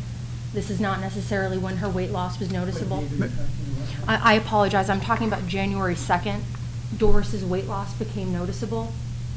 That is when her daughter discovered she had lost a pronounced amount of weight. That is not, basically, I guess, in the interest of judicial efficiency and time, I would invite the panel to recognize that there are many facts assumed here that are not supported by the closed record that we have in front of us. May I briefly respond, Chief Arbiter? She's finished. Are you finished? I am finished. Claimant has an entire summation to object, and if they wish to preserve the demonstrative and use it, they're welcome to do so. But I would like to present the facts before they start tearing them down. But you can argue the evidence and read the inferences to be done therefrom. Yes, Chief And Arbiter. if you find something out of shape, you kept. I'm not going to judge anything that's going to be said or not said. No, absolutely. We want to be courteous. We did not want to interrupt summation. That's why we wanted to bring it. That's the good part about being a lawyer. Okay? Before we begin, I want to make sure we're clear on time. I have the claimant with 44 minutes, 39 seconds used, and the respondent with 45 minutes, 32 seconds. Right, so we have 9 minutes and 28 seconds remaining. Yes. Respondent is 45 what?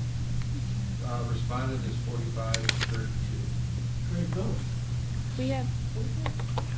We calculated that we had 15 minutes left for, Yes. You're looking like you don't understand. Oh, no, I'm sorry. Our calculations are inconsistent. We've calculated that for summation, we have approximately 15 minutes. I just wanted to do a reconciliation of time. I have you at 6:48 for your opening statement. I have you at, you know what, I'm going to add that twice. I have you at 24:33 for your case in chief. I have you at 13:18 for your cross, and I might have added the claimant's Okay. statement twice. there we go. Yeah. That would be helpful. Thank you. So, yes, we do have, so let's do the math. I'm sorry for this, but I want to make sure we get it right. Thank you. We appreciate it.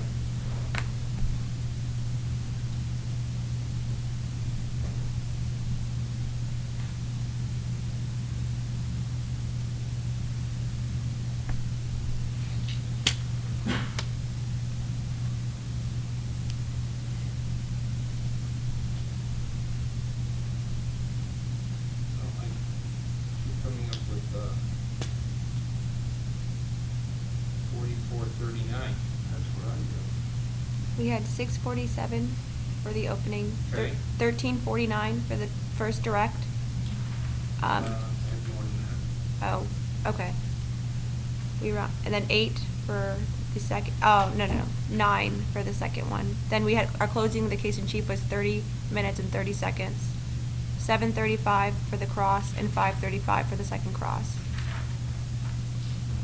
Well, your crosses are pretty close. I'm a little high on the other one than what you were at. But we're at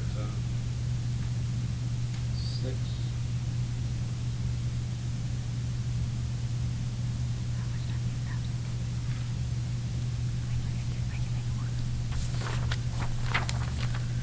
I still keep coming up with 4439.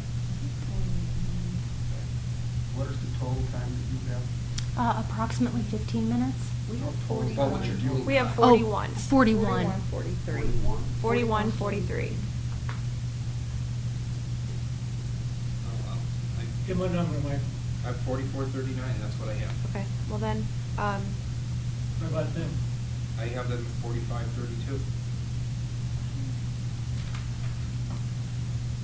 That accords with our numbers. Okay. 10 minutes apiece. Let's go. If you can't do it in 10 minutes, you can't do it. All right. Chief Arbiter, members of the panel, tragedy is not necessarily an injustice. NCH will be the first to admit the loss of Doris Jones is a tragedy. We can't imagine the pain that Chris Jones has suffered due to the death of her mom.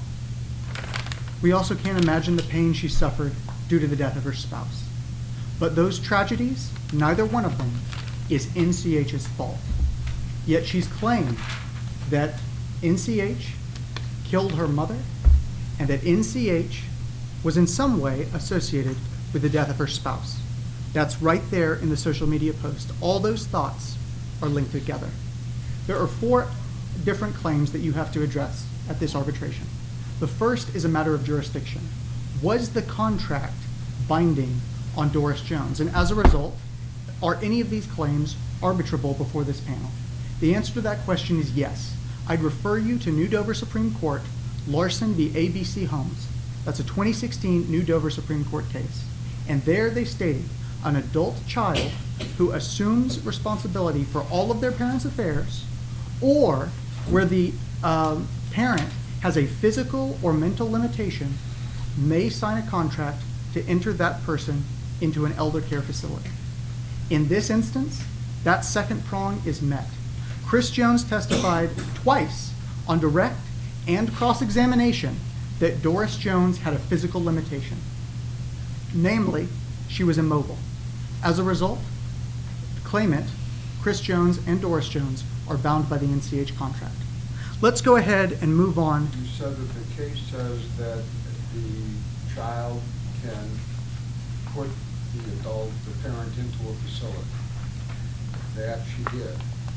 Does the case law say anything about adopting or agreeing to terms and conditions or arbitration versus no arbitration, or just put them into the facility? No, Chief Arbiter, the case law itself does not speak to an arbitration agreement. That was not at issue in that case, according to our record. But you are making it applicable to this case where there is an arbitration agreement. It is our contention, members of the panel, that since Larson is the only mandatory authority, and since this is an arbitration, not a district court, it should be hewed to as closely as possible.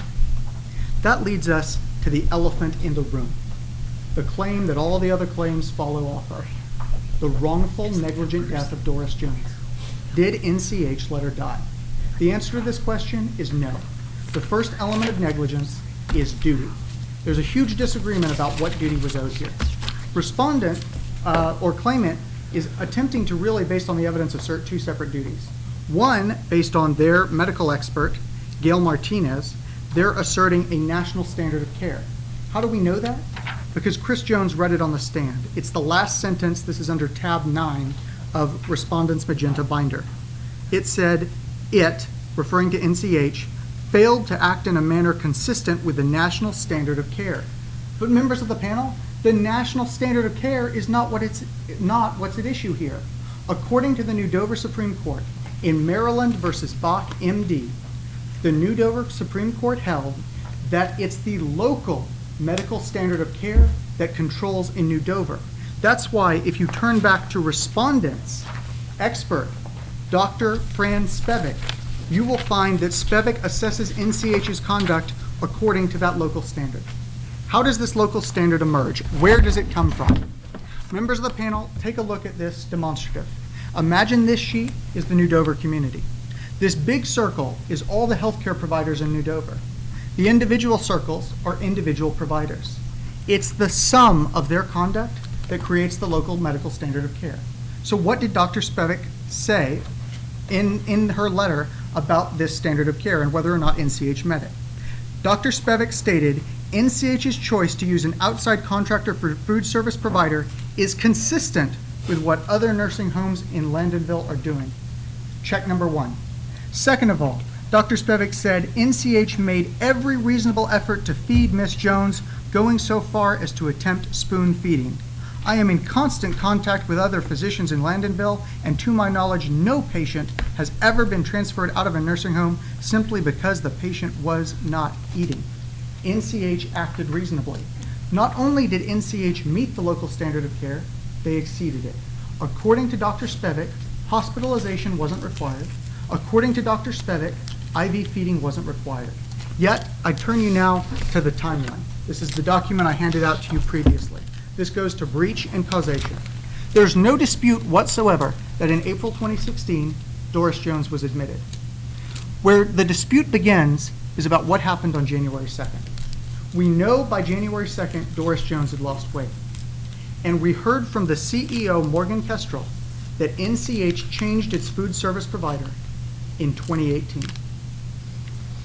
That means that for Claimant's case to stand, you would have to be so credulous as to believe that Doris Jones was, in Chris's own words, skin and bones on the 2nd of January, a mere day after the earliest possible time that NCH could have changed its food service provider. No, members of the panel, causation here rests with Doris. We heard multiple witnesses testify to 4 forms of treatment that NCH offered. We heard that when Doris stopped eating, they switched the food service provider in early 2018, and she refused 3 nutritional meals every day. Second of all, we learned that after January 2nd, Morgan Kestrel was put on notice, and she sent a dietitian to visit with and explain the consequences of not eating to Doris Jones. And we know the outcome there. Third, NCH attempted to employ gentle spoon feeding throughout the rest of the spring until Chris Jones told them to stop on April 2nd. Lastly, Objection. There's only 2 references to spoon feeding in the entire record. We don't know if it was continually offered. I'm sorry, people. There were only 2 references to spoon feeding in the entire record. It's a misrepresentation to say that was consistently offered. Chief Arbiter, Claimant is welcome to make that argument in their own summation.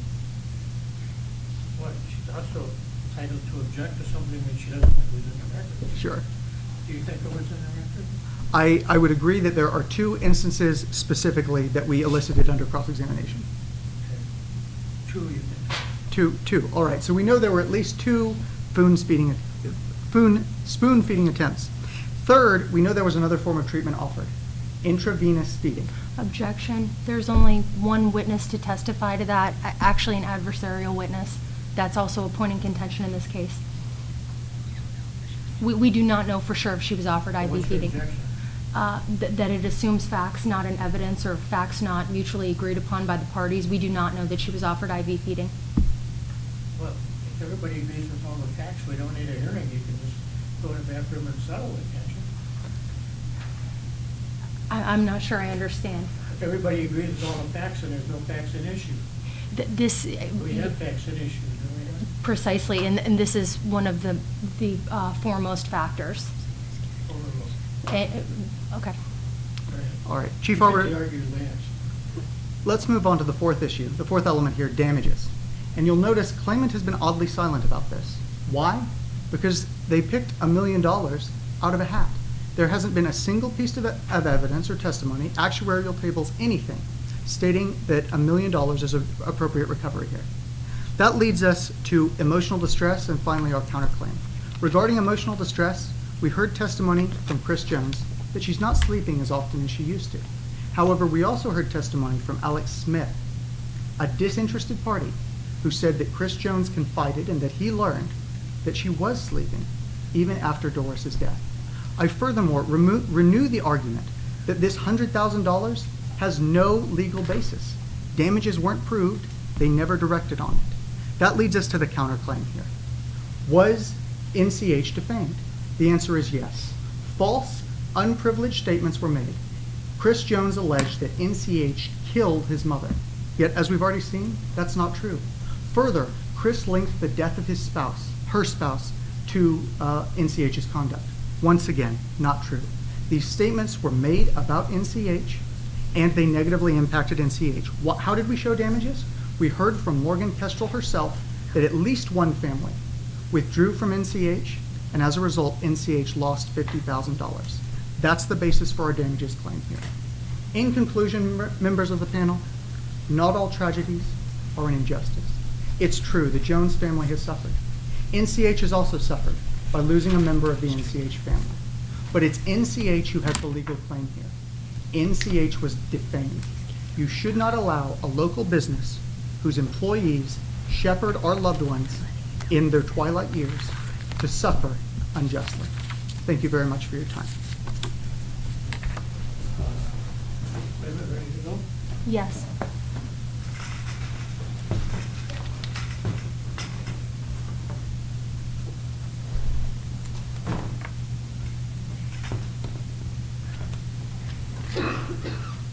Good afternoon, members of the panel. My name is Lydia Wardy.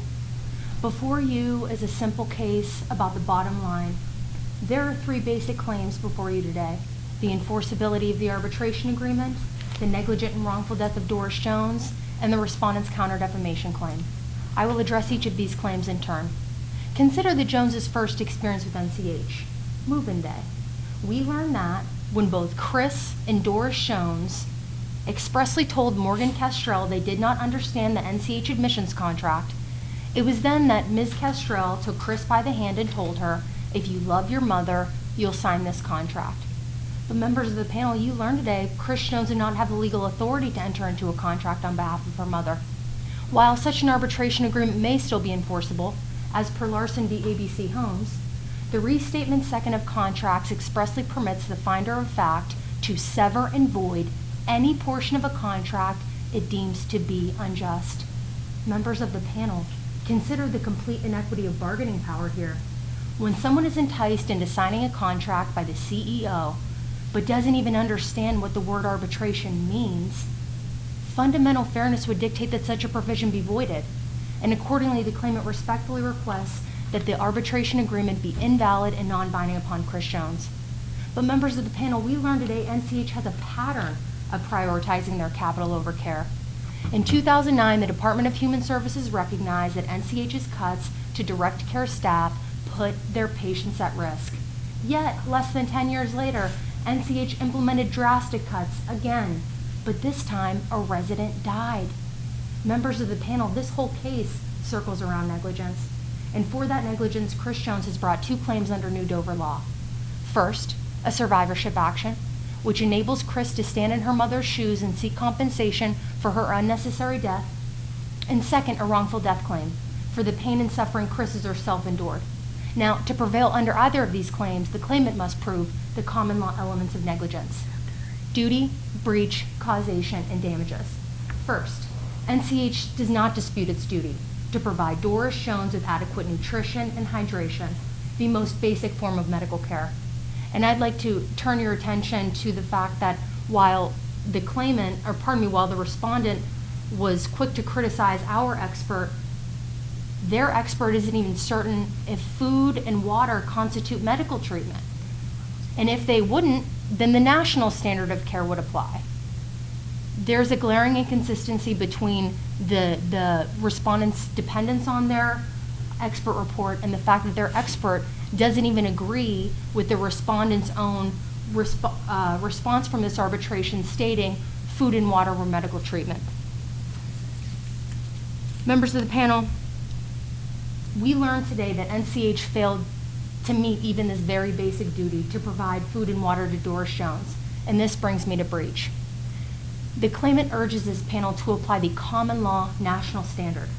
The respondent suggests you should apply the local standard, but as our medical expert, Dr. Gail Martinez, aptly notes, technology has eviscerated any need to apply a lesser local standard.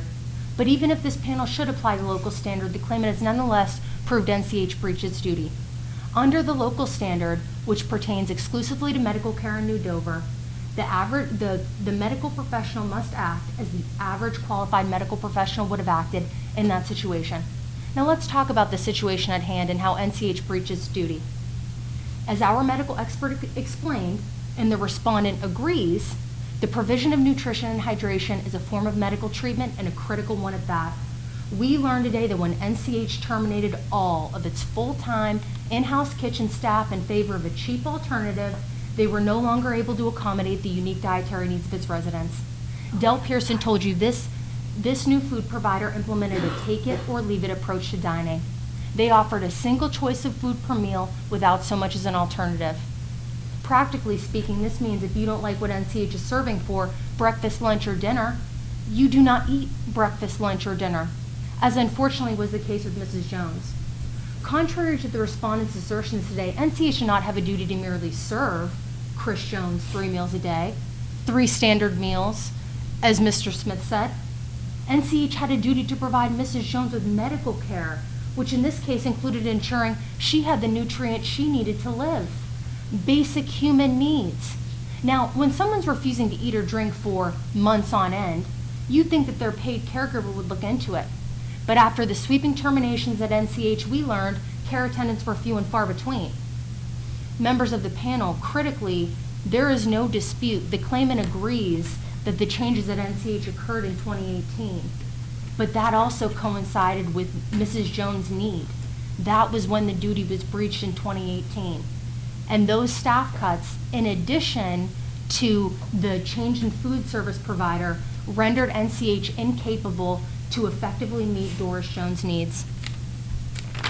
Members of the panel, we learned that NCH terminated 1/4 of its physicians, 2/3 of its dietitians, an undisclosed number of generalized care staff. The remaining staff at NCH could not pay as close attention to residents as they had in the past. And this is why no one at NCH can say Mrs. Jones was ever seen by a physician at any point before she died.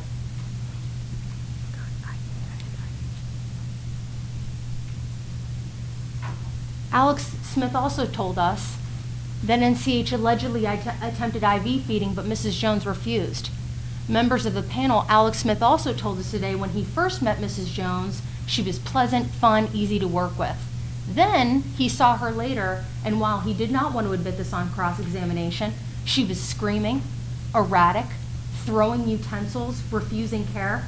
There was a marked change in Mrs. Jones. And yet, again, at no point did NCH even attempt to ascertain if Mrs. Jones could refuse treatment, namely life-sustaining IV treatment. And at that point, NCH never transferred her to a hospital, nor did they contact her only living daughter, Chris. Members of the panel, this brings me to causation. The causation element of negligence is twofold.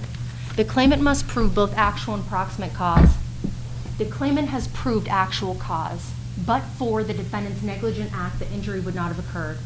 But for NCH's refusal to provide medical care, and then but for NCH's refusal to transfer Mrs. Jones to a hospital, she would not have died from these very serious conditions she was suffering. The next is proximate cause, and this is the legal cause or the primary cause of injury recognized by law. Members of the panel, this is critical. The respondent is conflating the definition of proximate cause, and that is because the proximate cause need not be the first event that set into motion a series of events, and it need not be the last before the injury occur.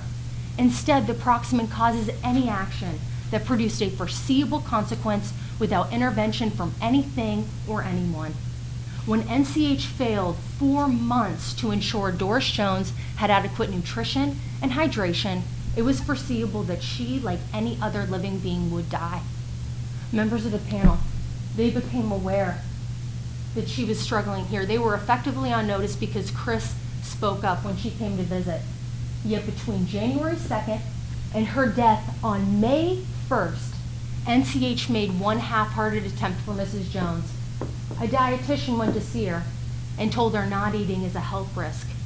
The only other intervention NCH took was to literally shove the food down her throat, as witnessed by her daughter on April 2nd. Members of the panel, NCH was aware of the acuity of her situation on this date. But even then, during the last 29 days of her life, NCH did not have her evaluated by an on-site physician. NCH did not provide IV treatment or defer to her daughter to see if that would be something that their family would want. NCH did not transfer her to a hospital, and NCH didn't even have the decency to contact Chris Jones until it was too late. The evidence has shown that NCH breached its duty to Doris Jones in myriad ways, and this is why the claimant respectfully requests that you return a judgment in favor of the claimant for $1.1 million in damages.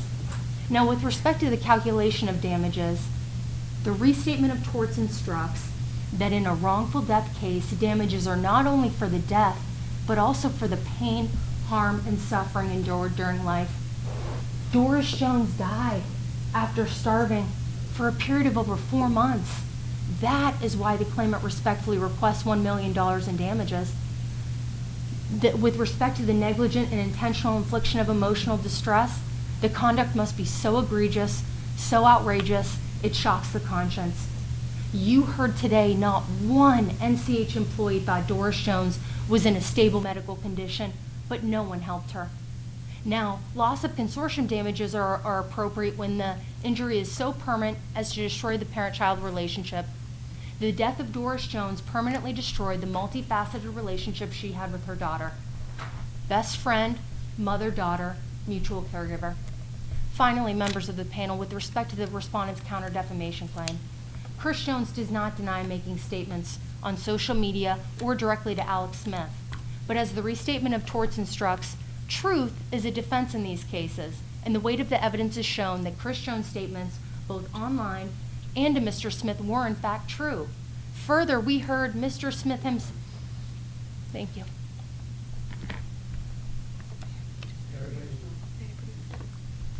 Okay. Curious, how much did you have left? We calculated 15 minutes for close. We're standing by that calculation. Okay. All right. Can you also leave so everyone else also has something? Okay, welcome back. We're here, as I told you earlier, we have no idea who won yet either. One of the two of you did. But we're here to talk about follow-up, and we're going to do that, and I'd ask everyone who's going to start, who's going to do it, to give you a little bit about what they do, and then go to their observations, and then we'll open up to questions from you all. And anything is fair game. Michael, you want to go first? Sure, yeah. My name is Michael Fleck. I'm an attorney here in Illinois, in a town about 50 miles northwest of here. I have a private practice. I'm also an arbitrator for the 22nd Judicial Circuit in McHenry County. I just want to say overall, clear that you guys deserve to be here in the finals. Very well prepared, good presentations. You know this case, you know, frontwards and backwards, and I was overall quite impressed with the effort you guys put into it, and I know it's a long weekend, so good job.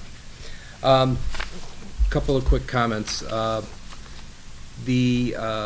want to make sure I got the right team. Okay, yes, the Claimants team. I really liked your use of demonstrative evidence early in your presentation.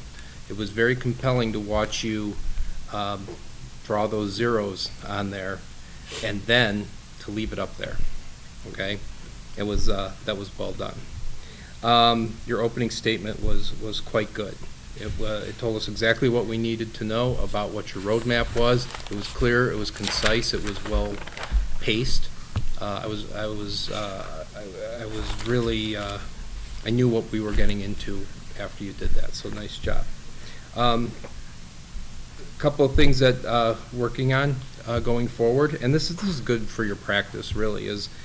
The use of your objections, when to object, how to object, when not to object, sometimes is hard. You might have a perfectly valid objection, and sometimes it's good to hold back on it.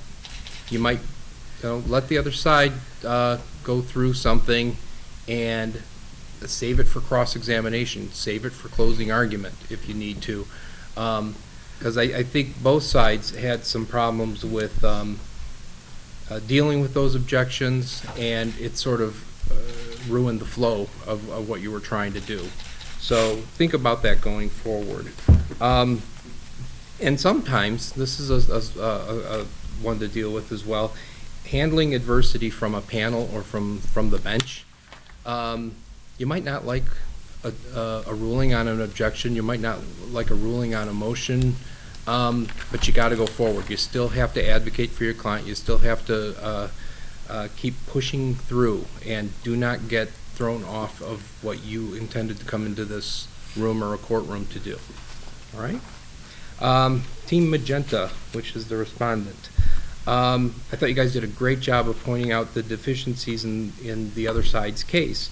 Part of this is you had so much facts to deal with. I don't think we could have been here for a 6-hour arbitration and still not gotten through it all.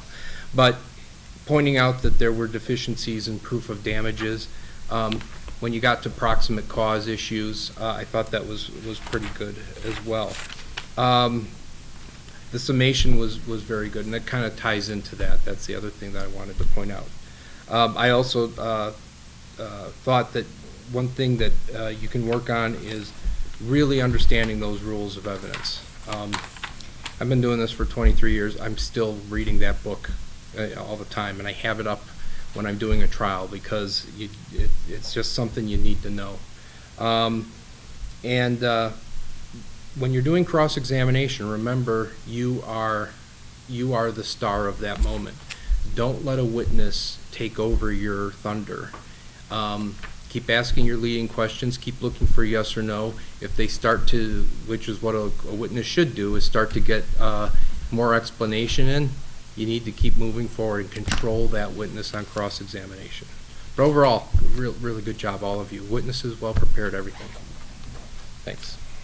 I'm Bob Carton, practicing for 53 years. So when you talk about the age of this person who, please, that hit close to home. You're just a kid. I started out as a prosecutor here in Cook County. My first love is trial work. I have a general civil practice. And I love it.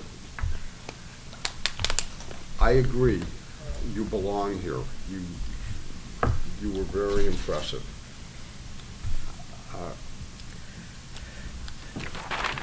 It's hard to not single out individual performances, but I really don't want to, because you work as a team, and that's the way I think you ought to be.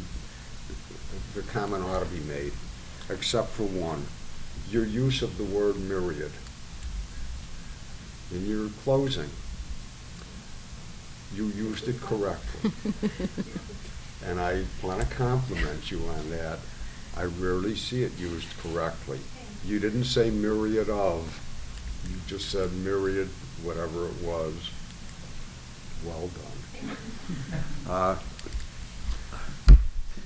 Your opening, Orange, your position was very clear on the good side. And that's what you want to state, clearly, your position. On the downside, you included argument in your opening statement. Your opening statement is supposed to be a statement of what you're going to prove. You're not arguing as though you proved it already. The cross-examination,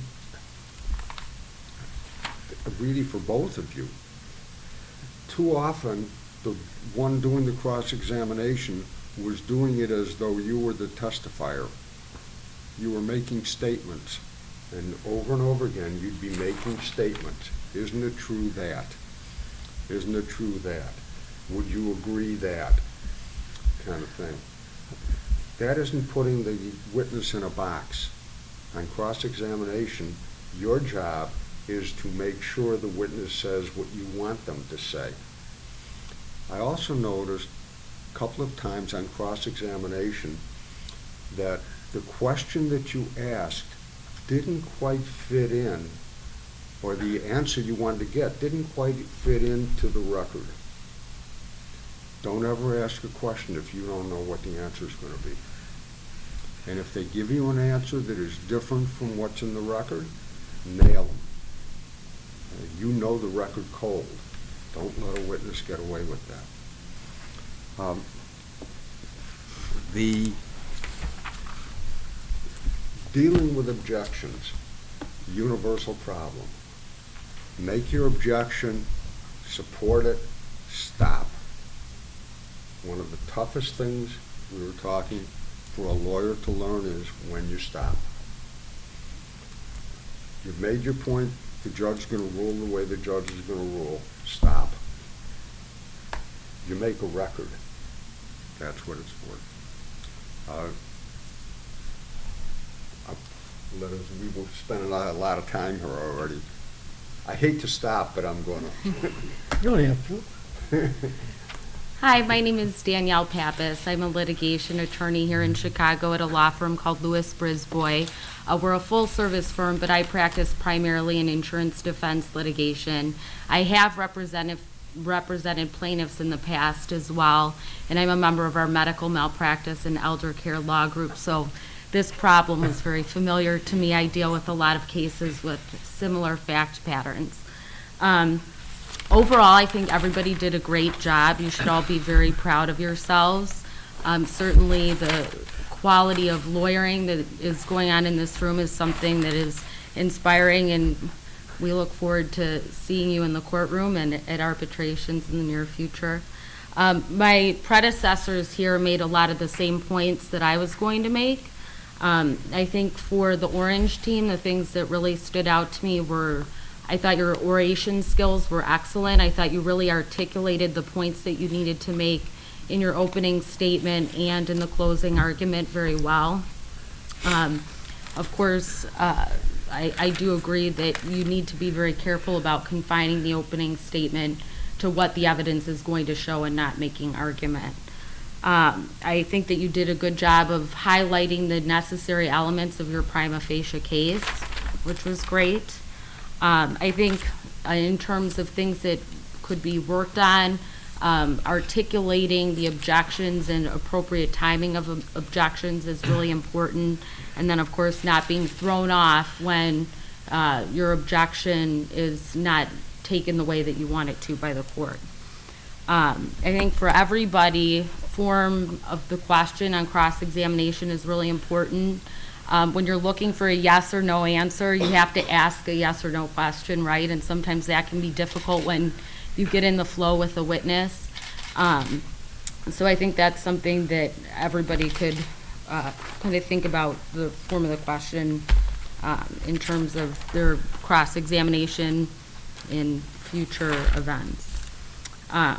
For the Magenta team, I thought you did an excellent job of developing the defense through your direct examinations of the witnesses and had very good rapport with the witnesses. It was obvious that those direct examinations were very well prepared. And I thought that you really did a good job of highlighting the flaws in the prima facie case of the claimants. I would focus a little bit more on the affirmative strengths of your case in your opening statement. I know that's not necessarily your goal when you're coming from the defense standpoint, but I think it's important to really, aside from just highlighting what the deficiencies in the claimant's case are, really hammer home the reasons, especially in medical malpractice and elder care, the reasons why you have maintained the appropriate standard of care. And again, I think just working on the form of the questioning and getting the yes or no answers that you're looking for is important when you're doing your cross-examination, so that was something that your team could work on as well. Done? I'm still trying to get over the one entree at meals, but that's another story. Have you all taken evidence? We have a little bit of deficiency on how a matter can handle evidence in a case. Whether it's admitted or not, anything that you refer to should be marked, so that way everybody's talking about the same thing. And a couple times here, if you remember, we didn't do it. We just said, look at tab so-and-so, but you didn't say introduce it, and then you'd say introduce tab so-and-so as this. And you have to keep a good list of your references of your evidence when you do that. Because when you refer to a document, whether it's admitted or not, you have to remember what it is. Don't volunteer information. If somebody asks you a question, you can say yes or no. And if you want to, you can object, because that's a really legitimate objection, and then the questioner will then say, have explained a yes or no. Yes or no is not a leading question. What is a leading question? Anybody? Yes. Question that suggests an answer. Exactly. And if it doesn't suggest an answer, it's not a leading question. And if you say yes or no, that's not leading because you're not telling them what to say. Now, don't object just to object. Remember I said don't waste your objections? First of all, the judge is not going to be real happy if it's not an important objection, and the jury is going to think you're trying to screw up the case. So don't waste them. Use it as a good one, and a lot of times you'll know it's a good one, everybody will know it's a good one, and you don't worry about it. Unless it does something that hurts your case, then you can object.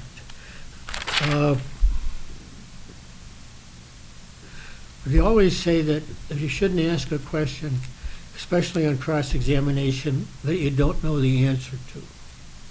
And you all are probably much too young to have ever heard of Louis Nizer. You ever heard of Louis Nizer? Sometime in your free time, go get a couple of his books and read them because they're really good books. And one of the greatest questions is, he had somebody there that had to do with biting off an ear at a train station. And said, did you see him bite off the ear? And he said, no. And then the lawyer asked one other question. Well, how do you know he did? He says, because I saw him spit it out. So you don't ask the question you don't know the answer to. Now, you had one question, a case that's so typical, but been so good. You could have ended your cross-examination. You remember when you said, did you say him to a doctor or did you just send him to a hospital? If you quit right there, you got it. But then you asked a couple of irrelevant questions, just to ask questions that had nothing to do with, you really hit it home. You want to try and end on an up point. You really do. And quite frankly, I didn't even think about it until you argued it. You had no testimony whatsoever regarding damages. Do you remember that? Then none. No testimony. And the only thing that surprised me about yours is nobody asked for $50,000. And you explained it. But you didn't talk about, gee, how many other people haven't you talked to come in? But you had nothing on damages. And $1 million seems like a good number. So we do it. Just a second.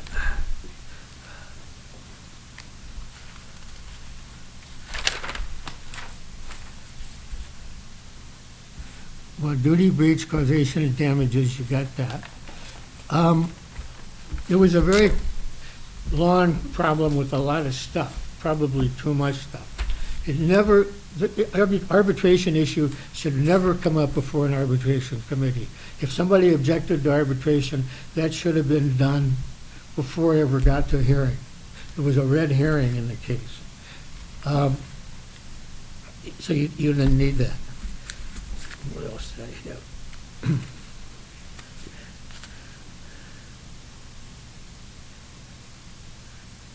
I don't know, no other explanation. Okay. Now, I know you didn't like some of my rulings, but join the club. Oh, I forgot to tell you, my name is Haskell Pitluck. I'm a retired circuit court judge. I was a judge in McHenry County for 22 years and have been retired for 18, which is the best part of the whole job. And we appreciate the fact that none of you said with all due respect. But I've never been called chief arbitrator before. And you know, I wasn't going to bring it up, but you called him that once too. And he was going to bring it up, but we were excited to bring it up. But you all did a great job. You interacted well with your witnesses. Sometimes it almost seems scripted, and I'm sure it may well have been. But you got to be flexible. But the look on your face when he said time was sort of amazing because you missed out on the other 5 minutes, which is a good lesson for you because you'll never do that again.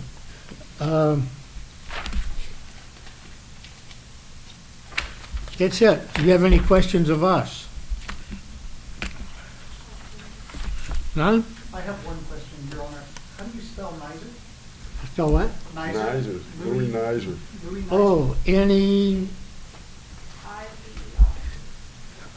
Never heard. See, that's what basis. The name of the book is My Life in Court. He's got a few of them, and they're good stories. Yeah. And they're true. They are all true.